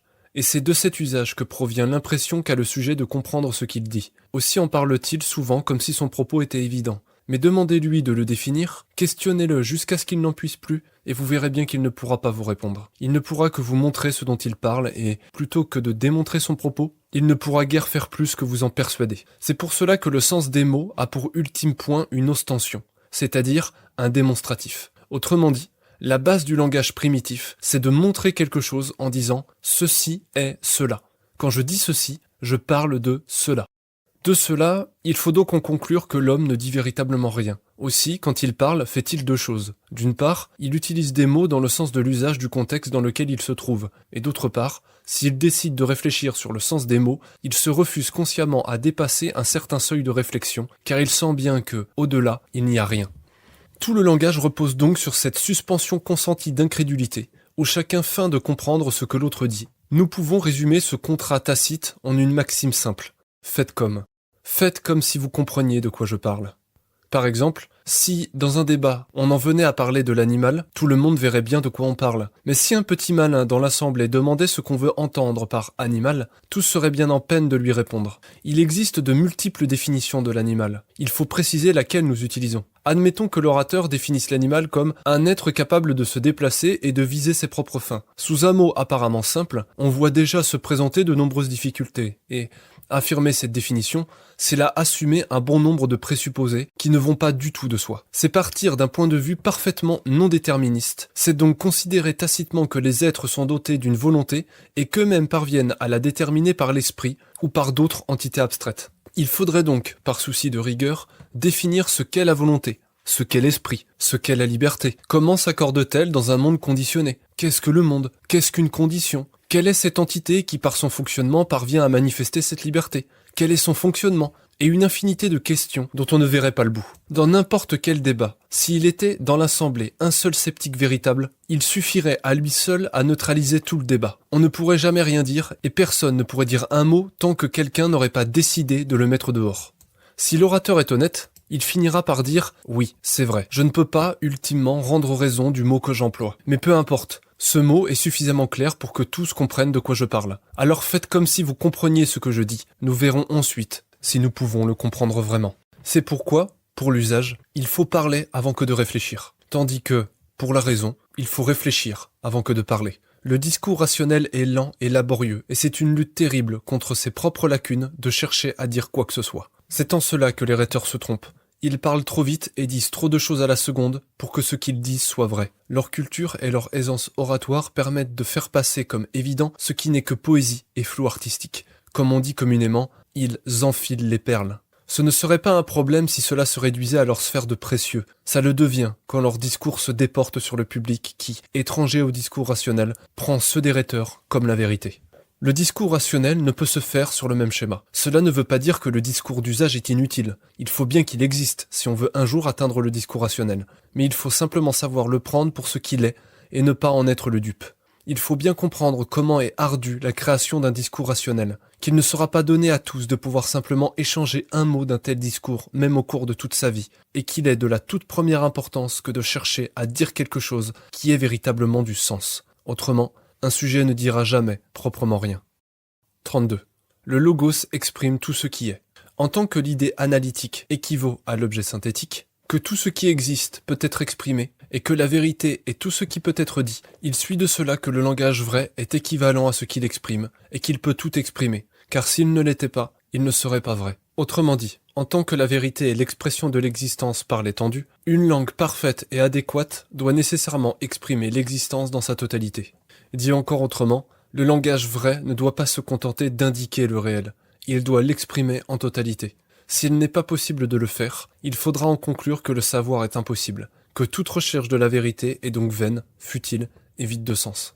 Plus précisément, puisque le logos dit parfaitement ce qu'il exprime et que l'idée analytique équivaut à l'objet synthétique, il s'ensuit que le langage vrai exprime tout ce qui est de l'existence, car il est l'expression même de la vérité. De cela, il suit que, puisque le logos parvient ultimement à tout exprimer, il ne trouve ultimement plus rien à exprimer, ce qui revient à dire qu'il n'existe rien à exprimer au-delà de l'existence.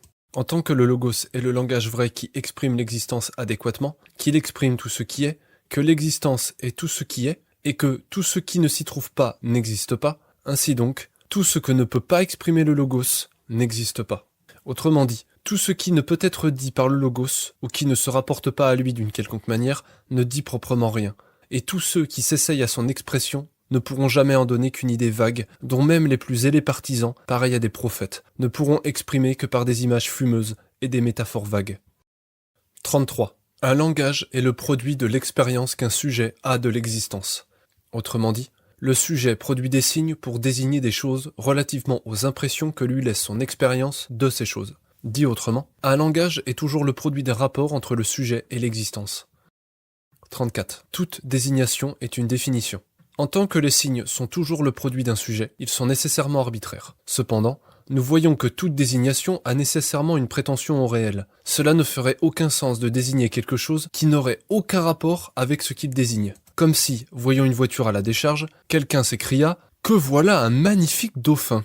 Dit autrement, toute désignation donne en réalité une certaine définition de ce qu'elle désigne, en ceci que cette définition dit quelque chose de ce qu'elle désigne. Un sujet désigne une chose ainsi, mais il la désigne ainsi car son expérience l'incline à la désigner ainsi. C'est donc que le sujet a déjà émis des affirmations sur cette chose qu'il désigne. Plus précisément, quand un sujet désigne arbitrairement quelque chose par un signe, il en délimite le corps par rapport au reste et le conçoit relativement à la représentation qu'il s'en fait. En clair, si les signes sont arbitraires, ce que l'on décide d'y mettre et ce à quoi on les applique renvoie toujours à une certaine expérience sensible du sujet qui se représente la chose qu'il exprime par ces signes d'une certaine manière.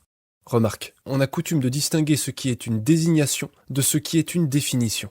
La différence se trouve dans le fait qu'une désignation est faite pour parler d'un objet, tandis que la définition prétend dire ce qu'est l'objet en lui-même. En simple, quand un sujet veut parler d'un objet, on distingue deux méthodes. L'une le nomme, tandis que l'autre en parle.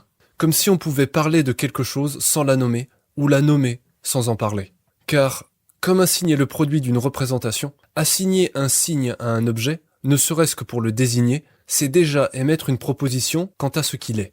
Par exemple, si deux individus se baladaient et que l'un disait « Oh, regarde ici, c'est vraiment un superbe caillou !» et que l'autre lui répondait « C'est quoi un caillou ?» Le premier pourrait lui définir cet objet ainsi. « C'est ce truc-là qui est solide, dur sur le sol, généralement gris et rond. » Voilà déjà beaucoup d'affirmations à propos d'un objet que l'on croit ignorer. 35. Un signe n'est jamais neutre. En tant que le langage est le produit de l'expérience d'un sujet, tout signe d'un langage porte en lui une certaine représentation de ce sujet. Il suit donc de cela qu'un signe n'est jamais neutre, il n'est jamais vide de contenu. Il porte toujours en lui une certaine représentation qui incline le sujet qui l'emploie à avoir cette certaine représentation. Il ne peut donc y avoir de signe vide, au sens où ce serait un signe complètement vierge de représentation. Un tel signe serait absurde, il ne renverrait à rien. Il suit également de cela que, comme le signe est constitué de telle manière à exprimer une représentation, faire usage de ce signe, c'est toujours un peu avoir l'impression de cette représentation. Autrement dit, même si le sujet l'ignore lui-même, même s'il ne connaît rien de la représentation que porte le signe qu'il emploie, même s'il ne connaît aucunement l'étymologie, il aura toujours l'intuition de la chose qu'il exprime relativement à la représentation que porte ce signe.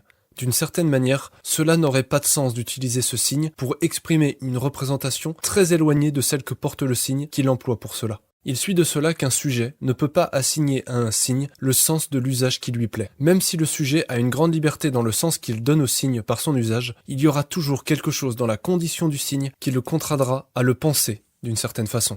Autrement dit, même si les signes d'une langue sont suffisamment vagues pour que l'usage du sujet puisse les définir avec une grande liberté, la condition même du langage et du signe le contraint à une signification fixe de laquelle il ne peut pas s'affranchir. En clair, le sujet ne peut pas utiliser les mots comme il veut, et si chacun donne aux mots le sens qu'il veut, il n'empêche pas que les mots ont en eux une signification fixe. Par exemple, imaginons que, dans un débat, quelqu'un demandait « Mais qu'entendez-vous par animal ?» Si l'orateur lui répondrait « Par animal, j'entends ce qui, dans la constitution atomique d'une molécule, produit cette capacité phosphorescente qui produit la lumière », on imagine à quel point l'assemblée serait médusée. Et si l'intelligence de l'orateur suffit à persuader son auditoire de la raison de cette définition, celui-ci reconnaîtra tout de même que c'est un usage bien curieux de ce mot et qu'il en existait d'autres bien plus à même d'exprimer plus clairement sa pensée. Et si l'auditeur ignorant définissait ce mot ainsi, l'usage régulier de ce mot lui ferait comprendre que cette définition est impropre à la condition même de ce mot. 36. La condition d'un signe est le produit de la représentation de l'existence par un sujet.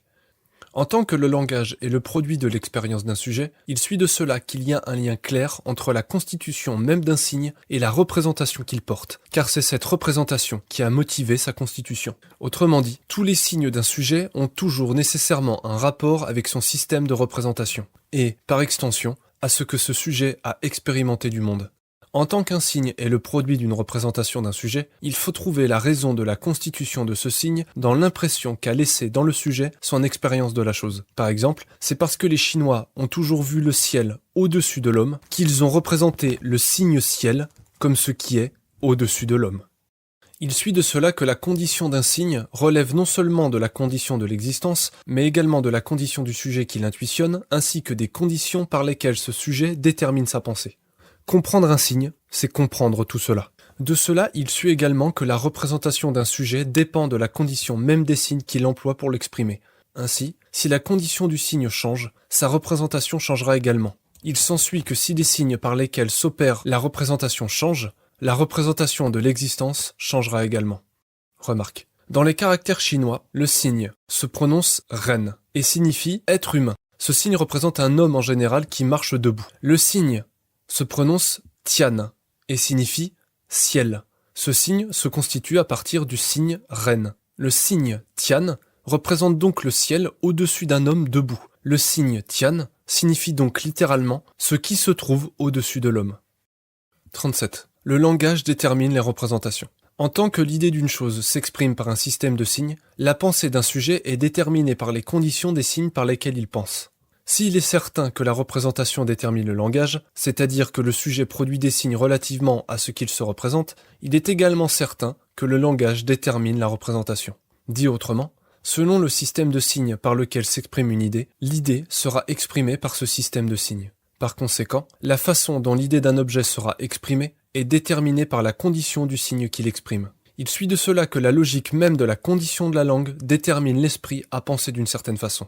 Autrement dit, il y a dans la condition même du signe et de la langue une logique de laquelle un sujet ne peut s'affranchir pour penser. Plus précisément, la condition du signe par lequel un sujet exprime un objet détermine sa représentation de l'objet et par conséquent son rapport à lui. Pour reprendre un exemple d'un excellent film, si notre langage était un marteau, tout le monde serait un clou. En un mot, la condition même du signe force le sujet à se représenter l'objet d'une certaine façon. Il suit de cela que partager un même langage, c'est partager les mêmes représentations générales. Dit encore autrement, la représentation de l'objet détermine le signe et le signe détermine la représentation de l'objet. En clair, on définit un objet comme on le perçoit et on le perçoit comme on le définit. Prenons un exemple.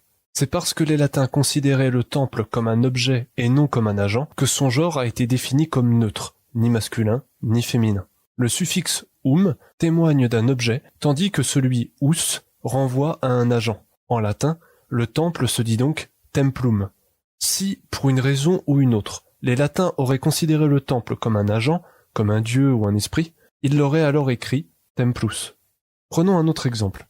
Les Latins exprimaient le fait de naître et de mourir à la forme passive, par orior et morior, ce qui veut dire qu'ils considéraient ces deux actions comme des choses que l'on subissait, plutôt que comme une véritable action volontaire d'un sujet. Ce genre de verbe est nommé verbe déponent. Cela veut dire que les verbes de ce genre ont abandonné leur emploi actif pour devenir purement passifs. S'ils pouvaient revêtir un emploi actif, cela ne faisait pas vraiment de sens de les exprimer littéralement comme actifs.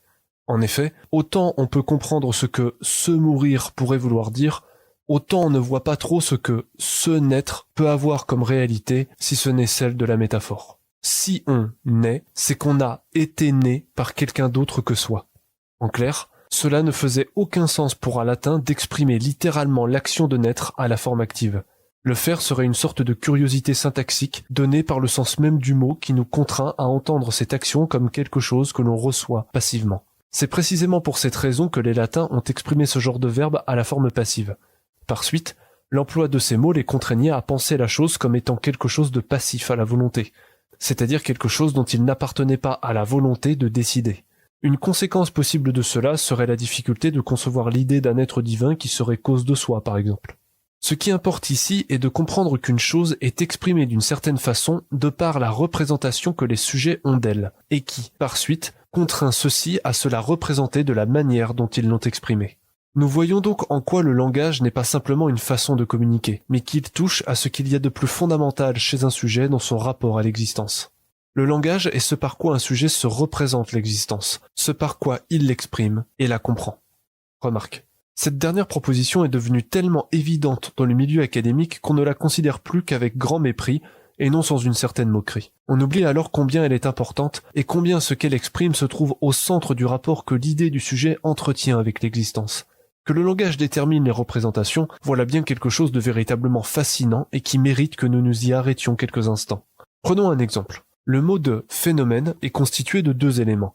Phéino, se montrer, apparence, et noumen, chose en soi, ce qui est su. Le mot de phénomène exprime donc littéralement ce qui, dans la chose en soi, se montre au sujet.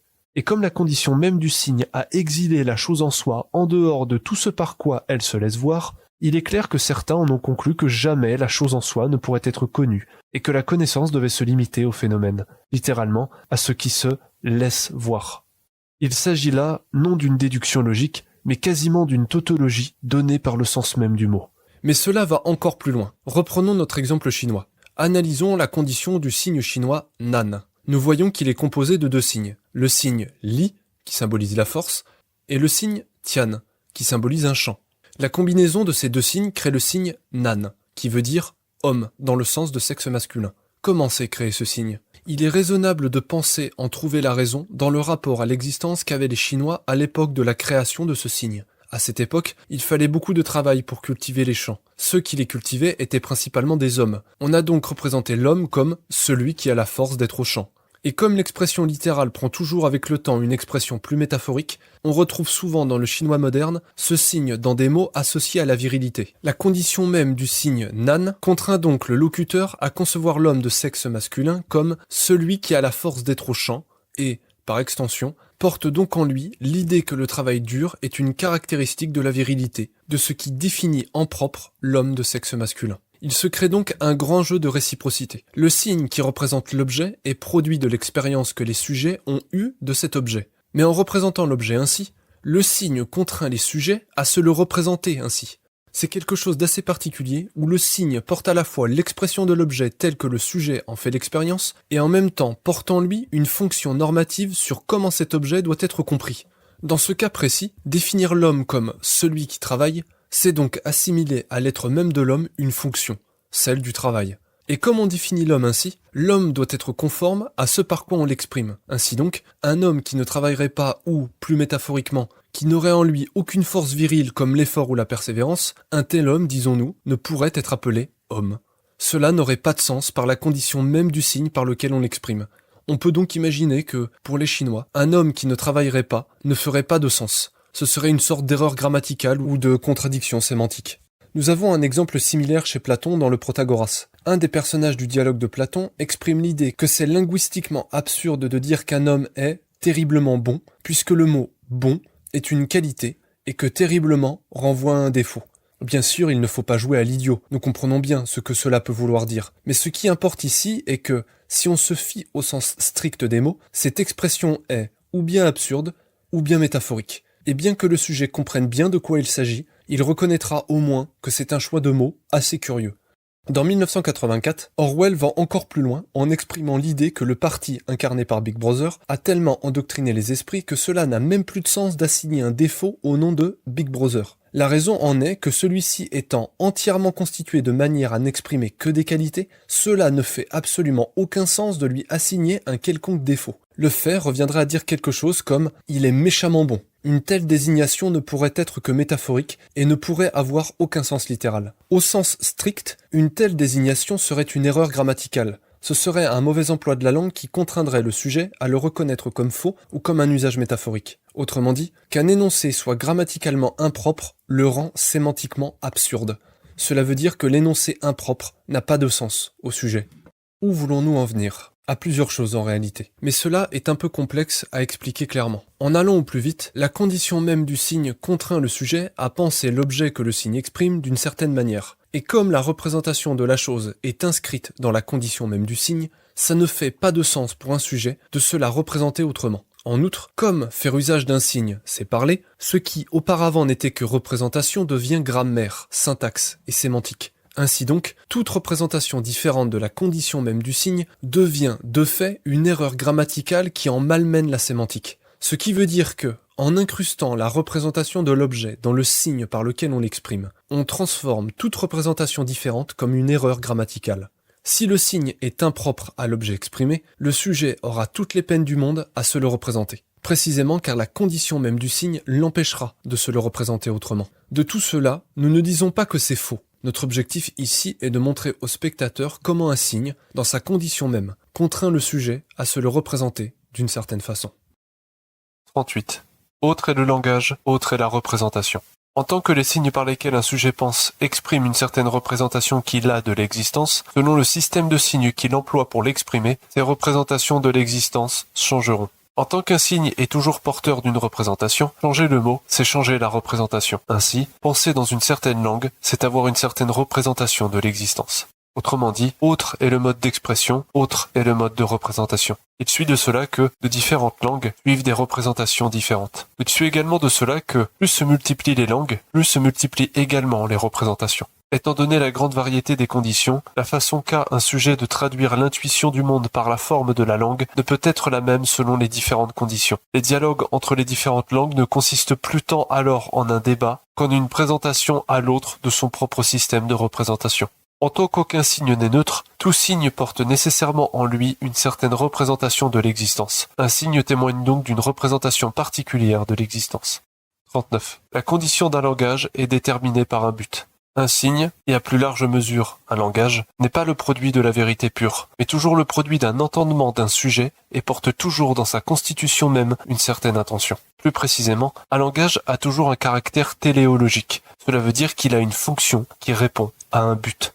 Autrement dit, un langage possède une fonction qui détermine sa manière d'expression et donc la façon dont un sujet se représente ce qu'il exprime. Plus précisément, un signe porte dans sa condition même une part de l'intention pour laquelle il a été créé. Ainsi donc, user de ce signe, c'est être en partie déterminé par l'intention qui a participé à la détermination de ce signe.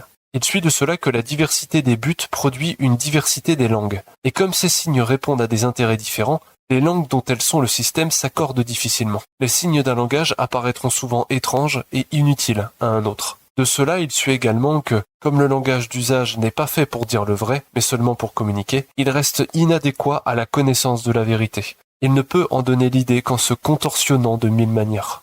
Remarque, si nous comparons deux langues, nous voyons qu'il est possible de dire à peu près la même chose d'une manière différente. Mais comme les langues n'ont pas le même but, elles sont obligées de se contorsionner pour dire de manière complexe ce qui peut se dire aisément dans l'autre. Prenons la langue française par rapport à la langue logique.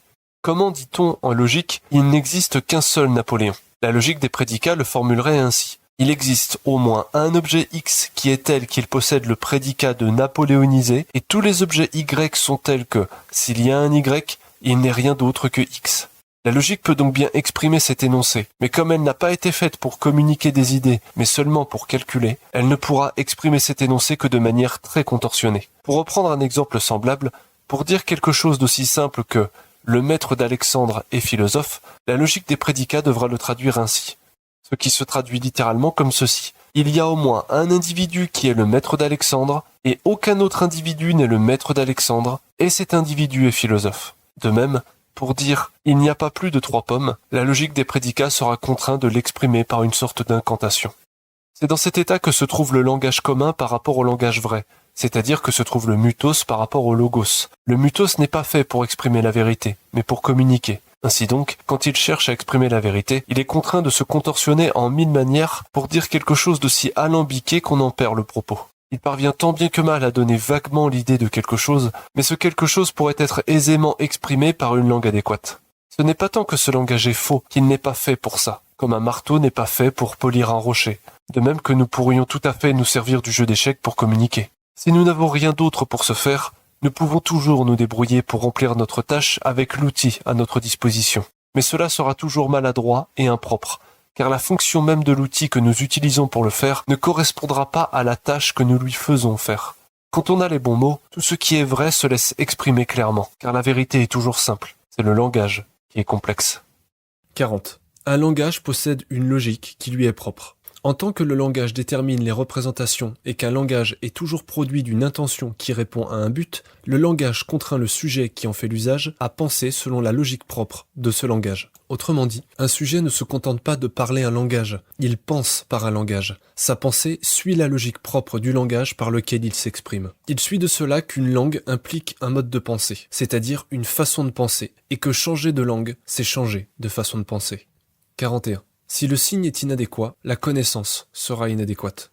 Autrement dit, si le signe par lequel un sujet exprime un objet est inadéquat à la nature de cet objet, alors le sujet exprimera nécessairement la chose de manière inadéquate, car ce signe sera incapable d'exprimer l'objet adéquatement. Dit autrement, comme un signe est ce par quoi se représente un objet pour un sujet, si un signe est inadéquat à l'expression de l'objet, la représentation de cet objet sera nécessairement inadéquate. Plus précisément, comme la condition du signe détermine la façon de se représenter l'objet qu'il exprime, le signe, par sa condition même, impose une certaine façon de penser l'objet. Si le signe est en lui-même inadéquat et que le sujet ne peut penser l'objet que par lui, chercher à en connaître la vérité serait semblable à s'échiner à résoudre le modèle d'un puzzle avec les mauvaises pièces. Le puzzle du modèle ne pourra jamais être résolu puisque les pièces n'y correspondent pas. Autrement dit, comme le signe est constitué par une condition qui contraint le sujet à avoir une représentation d'une certaine manière, cette condition le contraint également à un certain usage de ce signe. C'est là quelque chose que le sujet comprendra intuitivement. Le simple fait d'employer un langage, sans même en comprendre les règles précises, déterminera le sujet à un certain usage de ce langage, que ce soit dans ses représentations, ses expressions, et jusqu'à sa manière même de penser. Cela dépasse le cadre des simples représentations. La logique propre d'un langage détermine le sujet à penser d'une certaine manière. 42. La condition inadéquate d'un signe contraint le sujet à avoir un usage impropre de ce signe. Plus précisément, ce que va essayer de dire le sujet par l'usage de son système de signes sera déformé par ces mêmes signes et, par conséquent, il ne parviendra pas à le dire adéquatement.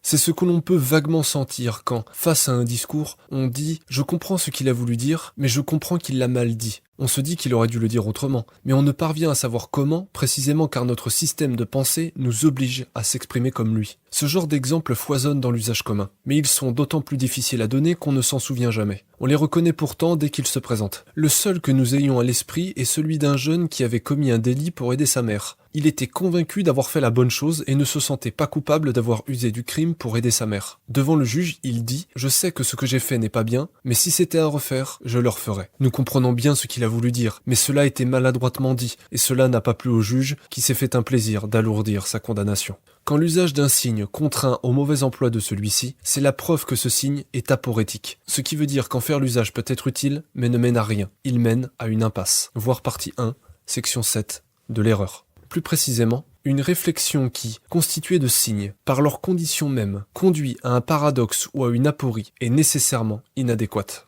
Tels signes n'ont pas de sens véritable. Nous pourrions dire qu'ils connotent, mais ne dénotent rien. Il suit de cela que, si ce par quoi le sujet exprime son idée de l'existence est aporétique, alors son idée à son propos ne le mènera à rien. Il suit également de cela qu'une idéographie du langage d'usage est insuffisante pour rendre adéquate son expression car, se faisant fort d'épurer les vices d'une langue par les vertus d'une autre, elle ne fait en vérité que traduire les vices de l'une dans le langage de l'autre. 43. Un énoncé constitué de signes aporétiques ne peut mener qu'à des impasses. En tant que l'usage d'un signe aporétique ne mène à rien, un énoncé composé de signes de cette sorte ne peut mener qu'à des impasses. Voir partie 1, section 7, de l'erreur. C'est l'usage de tels signes qui est à l'origine d'un bon nombre de questions métaphysiques. On peut exprimer l'archétype de ce genre de questions par le fameux exemple de Wittgenstein. Le bien est-il plus ou moins identique que le beau ? Mais nous pouvons en donner d'autres comme « Deux anges peuvent-ils tenir ensemble sur le fil d'une aiguille ? Un livre se souvient-il de celui qui l'a lu ? Ou quel est le sens de la vie ?» De telles questions ne peuvent mener qu'à des impasses, car les termes mêmes qui les constituent sont ou bien inconnus, ou bien inadéquats, ou bien soutenus par une logique impropre. Étant donné que sont ignorés les termes de la question interroge un état qui, étant absurde, ne peut mener à rien sinon à poursuivre des chimères et à se torturer l'esprit indéfiniment. Au final, on ne sait pas même ce que l'on demande. Comment pourrait-on alors savoir ce que l'on cherche ? Et ne sachant pas même ce que l'on cherche, à combien plus forte raison pourrions-nous savoir si nous l'avons trouvé ? Or, du fait que le sujet est encore ignorant, il est amené à formuler des idées inadéquates. Ces questionnements sont donc régulièrement pris dans ce genre de formulation, et il n'est pas à douter que si les termes qu'il utilise étaient parfaitement clairs, la majorité de ces questions seraient évacuées, et le peu qui resterait serait beaucoup plus simple. On comprend mieux en quoi ces soi-disant intellectuels, qui aiment davantage à alimenter les questions qu'à les résoudre, sont friands de ce genre de questionnement, car, étant insolubles, ils en tirent tous les prestiges et tous les intérêts des réflexions à leur propos, et continuent ainsi de faire croire aux autres, et surtout à eux-mêmes, qu'ils font quelque chose d'important, alors qu'ils ne font que consumer leur capacité de réflexion dans des questions absurdes et stériles, qui ne mènent à rien. En un mot, savoir, ou du moins être en bonne voie sur le chemin de la connaissance, c'est savoir se poser les bonnes questions. Citation. On demande par exemple, comme une question difficile à résoudre, si l'âme est immortelle, parce que ceux qui font cette question ou qui prétendent la résoudre n'en conçoivent pas distinctement les termes. Comme les mots d'âme et d'immortel signifient différentes choses et qu'ils ne savent comment ils l'entendent, ils ne peuvent résoudre si l'âme est immortelle, car ils ne savent précisément ni ce qu'ils demandent, ni ce qu'ils cherchent. De sorte que ce qui rend ces questions difficiles, c'est qu'on ne les conçoit pas distinctement et que les termes qui les expriment sont équivoques, si bien qu'elles ont plutôt besoin d'explications que de preuves. Malebranche, de la recherche de la vérité, livre 6, deuxième partie, chapitre 7.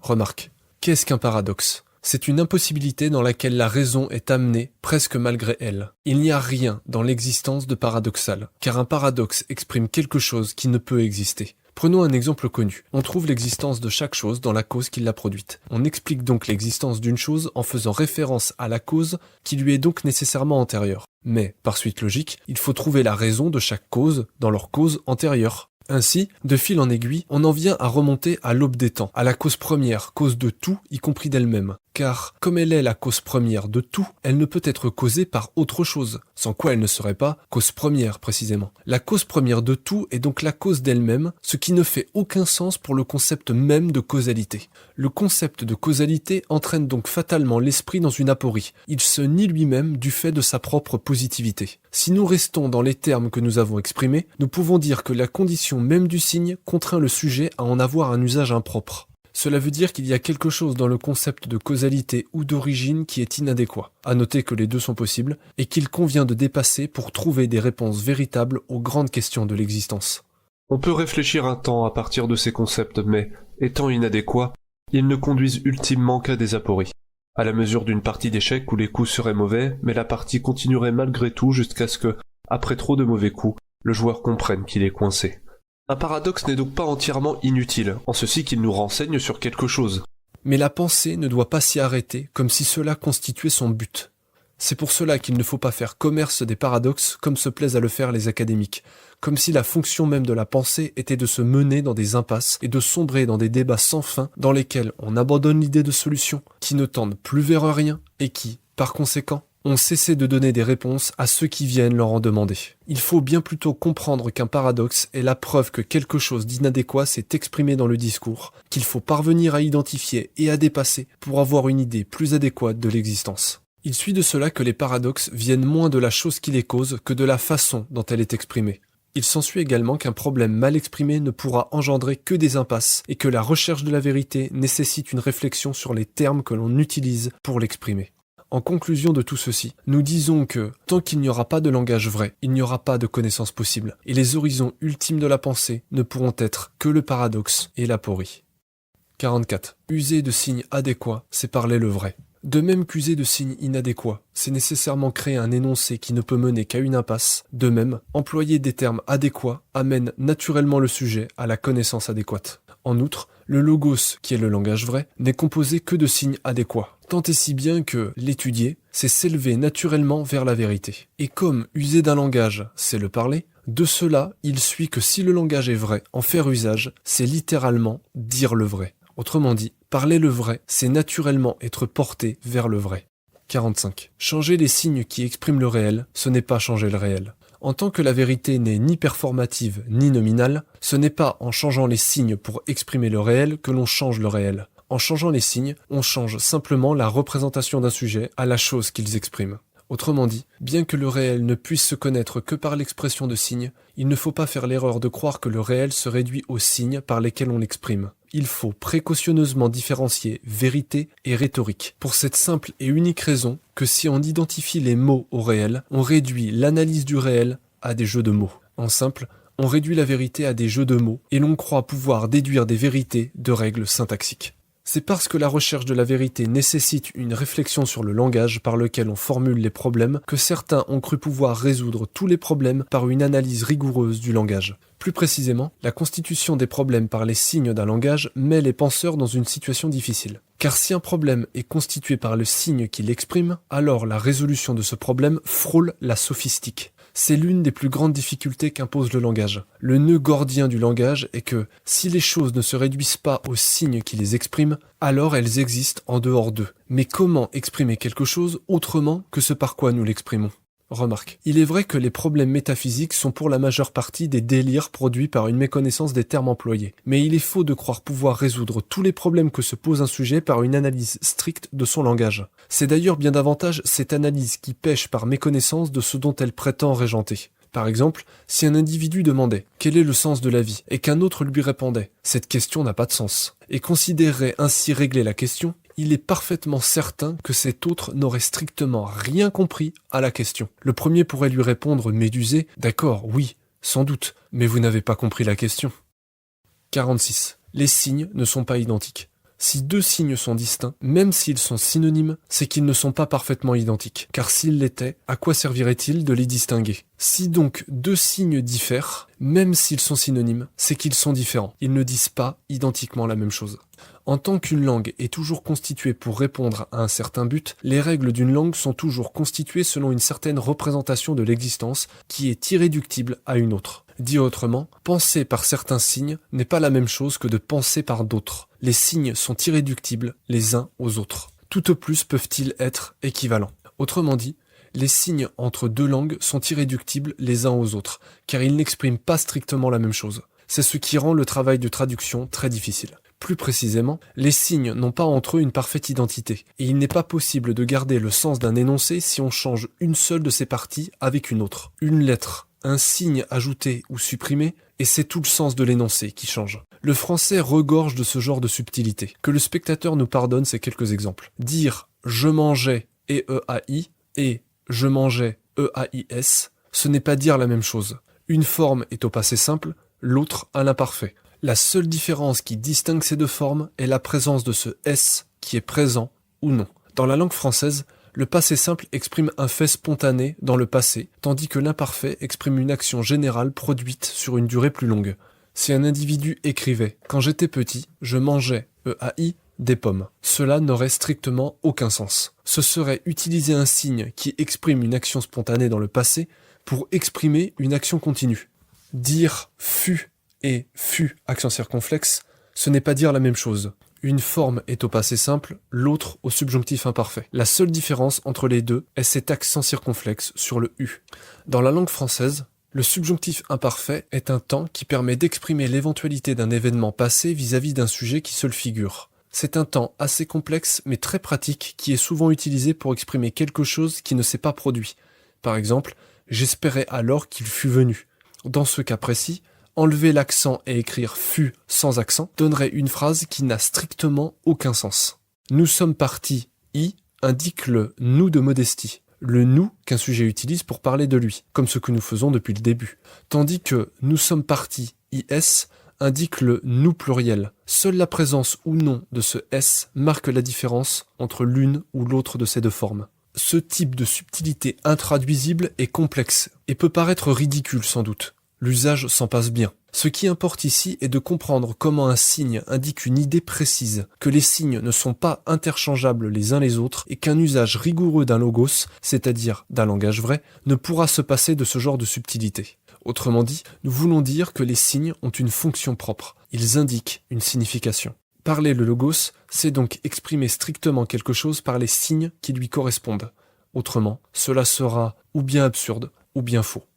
47. Une idée ne peut s'exprimer au travers d'un langage qu'en se conformant à la logique propre de ce langage. En tant qu'un langage a sa fonction propre, une idée ne peut s'exprimer par un langage que si elle se conforme à la logique propre de ce langage. Cette proposition, pourtant simple, a de très lourdes conséquences. Elle rend parfois des exercices de traduction très difficiles. Voyons un exemple. Le latin possède un temps particulier nommé infinitif futur actif, ce dernier n'existant pas en français. Une phrase de ce temps en latin se traduit donc difficilement en français. et ce, à un point tel que le français ne parvient pas à l'exprimer véritablement. Il ne peut qu'en donner une vague idée. La raison se trouve que, comme le français ne dispose pas de ce temps, il ne parvient pas à se représenter ce que les latins pouvaient aisément concevoir. Ainsi, le verbe à l'infinitif amare donnera amaturus à l'infinitif futur. Le français peut se le figurer à l'infinitif aimer. Il le peut également à l'infinitif passé, avoir aimé. Mais qu'en est-il de l'infinitif futur? Cela, il ne peut pas l'exprimer. Il ne peut qu'en donner l'idée par une périphrase. C'est pourquoi il traduira amaturus par qui est sur le point d'aimer. Si, dans une phrase au parfait, c'est-à-dire au passé, on se retrouverait à devoir la traduire, on devrait nécessairement conformer la phrase aux règles propres à la langue française, ce qui changera nécessairement le sens exprimé par la phrase originale. Par exemple, dans une phrase comme Cicero putavit Romulum amaturum esse Romam, par loi de concordance des temps en français, il faudra supprimer l'infinitif en le remplaçant par du conditionnel. Cela donnera Cicéron pensa que Romulus aimerait Rome. Il s'agit là d'une bonne traduction, mais elle n'exprime pas strictement la phrase latine. Il y a eu une perte d'information, faute de pouvoir traduire de la langue latine ce qui n'existe pas dans la langue française. La traduction a déformé volontairement l'expression littérale pour en exprimer le sens conformément à la logique propre de sa langue. De cela, nous comprenons bien mieux la fameuse citation de la Renaissance qui dit que « traduire, c'est trahir ». Comme la logique propre des langues est différente, il ne peut y avoir de parfaite équivalence entre les langues, car il y aura souvent des idées propres aux représentations d'une langue que ne pourront pas se représenter celles d'une autre. 48. Un langage ne peut exprimer ce qui est impropre à sa logique propre. En tant que le langage détermine les représentations et qu'un langage possède une logique qui lui est propre, un langage est dans l'incapacité technique de pouvoir exprimer ce qui est impropre à sa logique propre. Autrement dit, en tant que le langage est ce par quoi le sujet exprime une idée pour qu'elle soit consciente, un sujet ne peut pas se représenter ce qui est impropre à la logique propre du langage par lequel il pense. Dit encore autrement, une idée qui est impropre à la logique propre d'un langage ne peut pas être représentée par ce langage. En simple, il ne parviendra pas à le dire. Il suit de cela qu'un sujet ne peut se représenter que ce qui est propre à la logique de son langage. Les limites de son langage tracent les limites de ce monde que le sujet peut appeler le sien. Ce qui se trouve au-delà est ailleurs. Ce qui se trouve au-delà lui est inconcevable. Non seulement un signe exprime une représentation, mais la condition même du signe est l'expression d'une représentation. Autrement dit, les signes, leur existence et leur articulation ne disent pas tant ce qui est que ce qui est concevable.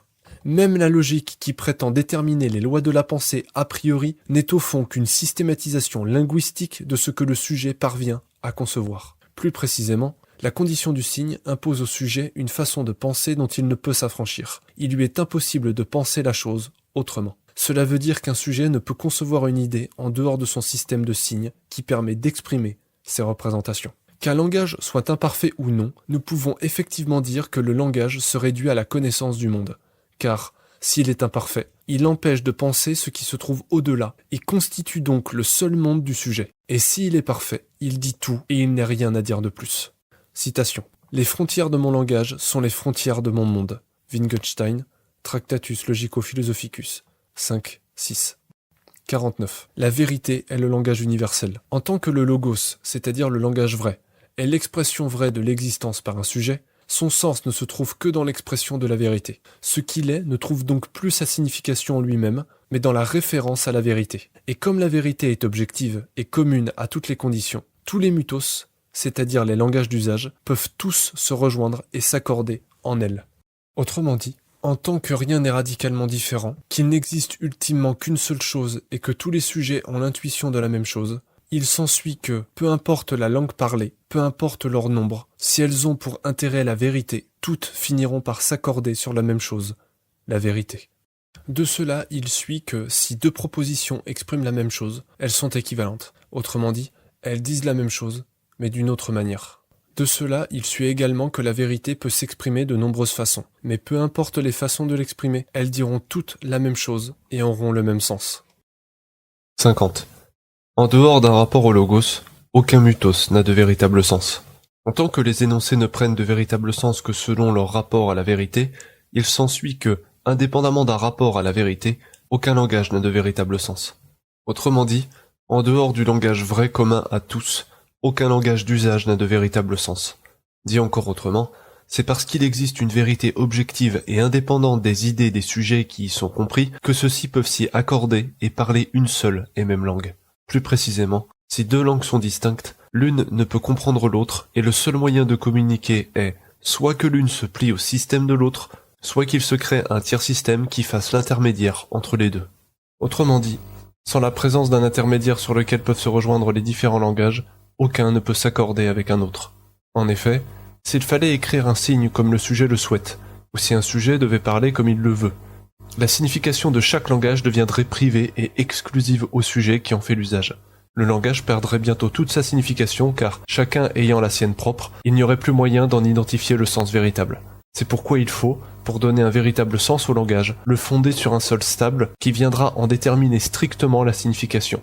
Ce sol, c'est la vérité. La vérité est donc l'intermédiaire sur lequel toutes les langues peuvent s'accorder et s'entendre. La vérité est comme un arbre fondamental dont toutes les langues seraient les branches. En clair, pour qu'un langage d'usage puisse avoir un véritable sens, il faut qu'il se rapporte toujours au langage vrai. Pour qu'on puisse lui dire « non, là, ce que tu dis n'a pas de sens, car ce n'est pas vrai ». Remarque. De même qu'en l'absence d'un système commun, la possibilité de l'erreur disparaît, de même, en langue, en l'absence de système commun, la possibilité de la signification véritable disparaît. Comme les langues ne renvoient plus qu'à elles-mêmes, elles sont comme consignées en elles avec impossibilité d'en sortir. L'entente entre deux langues devient dès lors impossible, car l'une ne peut pas s'accorder avec l'autre. Chaque mot a un sens propre à l'idée de celui qui le prononce, chaque mot possède une signification différente, et plus aucun sujet ne peut comprendre ce que l'autre dit, car chacun parle une autre langue. Prenons un exemple. Si un individu définissait comme une chaise ce que nous-mêmes considérons comme une pierre, si cet individu disait en nous montrant une pierre « Tu vois ça ? Eh bien c'est une chaise », nous dirions volontiers qu'il se trompe. Nous lui dirons qu'il a fait erreur, que les caractéristiques ne sont pas les mêmes et qu'on ne peut confondre l'une avec l'autre. Mais s'il continuait en disant « Ce que tu me dis là ne concerne que toi. Dans mon monde à moi, cet objet est bien une chaise. Tu dois respecter mon avis et te faire à mon idée. » Dans une telle situation, qui n'est finalement pas si éloignée de la réalité, il n'y aurait plus moyen de se mettre d'accord sur rien. Il n'y aurait plus rien qu'à se dire « au revoir ». Autrement dit, la valeur de vérité, ou dit autrement la signification vraie d'un énoncé, ne peut exister que lorsque l'on considère que cet énoncé réfère à une vérité. En dehors de cela, il n'existe que des énoncés enfermés sur eux-mêmes qui trouvent leur vérité dans le simple fait d'être déclarés comme tels. Il n'y a plus d'erreur, il n'y a même plus de désaccord puisque celui-ci n'est possible que s'il existe un intermédiaire d'accord stable sur lequel se construit ce désaccord. Non, les sujets ne vivent simplement plus dans le même monde. Ils se retrouvent alors dans un monde entièrement relativiste où, toutes les langues étant enfermées dans leur signification privée, aucune n'en a véritablement. 51. Le logos est l'expression formelle de la vérité. En conclusion de tout ce qui précède, et puisque le logos dit tout ce qui est adéquatement, nous pouvons en conclure que, en définitif, le logos est l'expression formelle de la vérité. Il est la connaissance adéquate et parfaite de la vérité qui permet, dès lors, de parler le vrai. En clair, parler le langage vrai, c'est connaître le vrai, et connaître le vrai, c'est parler le langage vrai. Remarque. Le spectateur verra certainement dans ce qui précède un grand paradoxe. En effet, si l'on ne peut parler le vrai que si on le connaît, mais qu'on ne peut connaître le vrai qu'en le parlant, il paraît évident qu'un sujet ne pourra jamais, du vrai, ni le connaître, ni le parler. Or, une telle objection est fausse. Elle témoigne néanmoins d'une grande difficulté. La difficulté consiste dans le fait que la constitution d'un signe adéquat ne peut être donnée que par une connaissance adéquate de la vérité. Mais comme il faut bien exprimer cette connaissance adéquate par un système de signes adéquat, ce dont la constitution est précisément le problème, il semble que la constitution d'un langage parfait et adéquat ne sera jamais possible. Autrement dit, parler le langage vrai, c'est connaître la vérité, car, sans cela, le langage vrai n'aurait pas pu être créé. Mais cette vérité ne peut être connue que par l'usage de ce langage vrai. C'est en effet une difficulté, mais comme toujours, ce paradoxe n'est qu'apparent. La création du langage vrai n'est pas impossible, mais passe par un long travail de perfection qui constitue en vérité sa préhistoire. Exactement comme il faut passer du particulier au général et du général au particulier pour parfaire peu à peu la connaissance de l'un et de l'autre, il faut de même passer d'un langage à une réflexion sur le langage afin de parfaire celui-ci peu à peu. Autrement dit, la vérité s'exprime par le langage vrai qui se connaît par la vérité. Et plus se perfectionne le langage, plus se connaît la vérité. Plus encore se perfectionne le langage. Ainsi donc, lorsque le langage vrai sera achevé, lorsqu'il sera parfaitement constitué de telle manière à exprimer adéquatement la vérité sera connue adéquatement. C'est un travail long, sans doute, difficile et pénible. C'est une tâche qui paraît insurmontable et impossible. L'idée d'un logos est inconcevable dans cette époque archaïque dans laquelle la raison se cherche encore. Mais tout comme un bébé balbutie beaucoup pour apprendre à parler, il faut de même qu'un sujet balbutie beaucoup avant que d'apprendre à parler le vrai. La civilisation et la maturité ne tombent pas du ciel. Elles se créent par un long processus de travail et de perfectionnement. Et tout comme la naissance de l'écriture fut un événement si grandiose qu'elle sortit l'humanité de la préhistoire, de la même façon, la naissance du Logos sera un événement si important qu'il viendra sortir l'humanité de sa longue expérimentation, de ces âges obscurs où sa raison n'a cessé de se chercher en vain. Sa découverte fera passer l'humanité à un autre stade d'évolution. Bien plus encore, il n'y aura aucune possibilité de véritablement évoluer sans la découverte de ce Logos. Les techniques pourront évoluer, mais les vices propres à l'ignorance resteront les mêmes, et les mêmes erreurs se reproduiront encore et encore. La naissance du Logos marquera le début d'une ère nouvelle qui viendra ensevelir tout ce qui se passa dans ces éternités sombres où la raison n'était pas encore là, et dont nul ne se souviendra plus. Toutes les difficultés, toutes les misères, tous les vices, tout le prix que cela aura coûté seront bien vite oubliés. Il n'y aura plus que le vrai, et l'humanité resplendira d'un éclat nouveau. Ce sera l'aube d'une humanité nouvelle, plus à même de réaliser les promesses propres à son génie. Ce sera l'aube d'une nouvelle vie, d'une vie heureuse, dans la joie et la vérité. Fin de la section 4.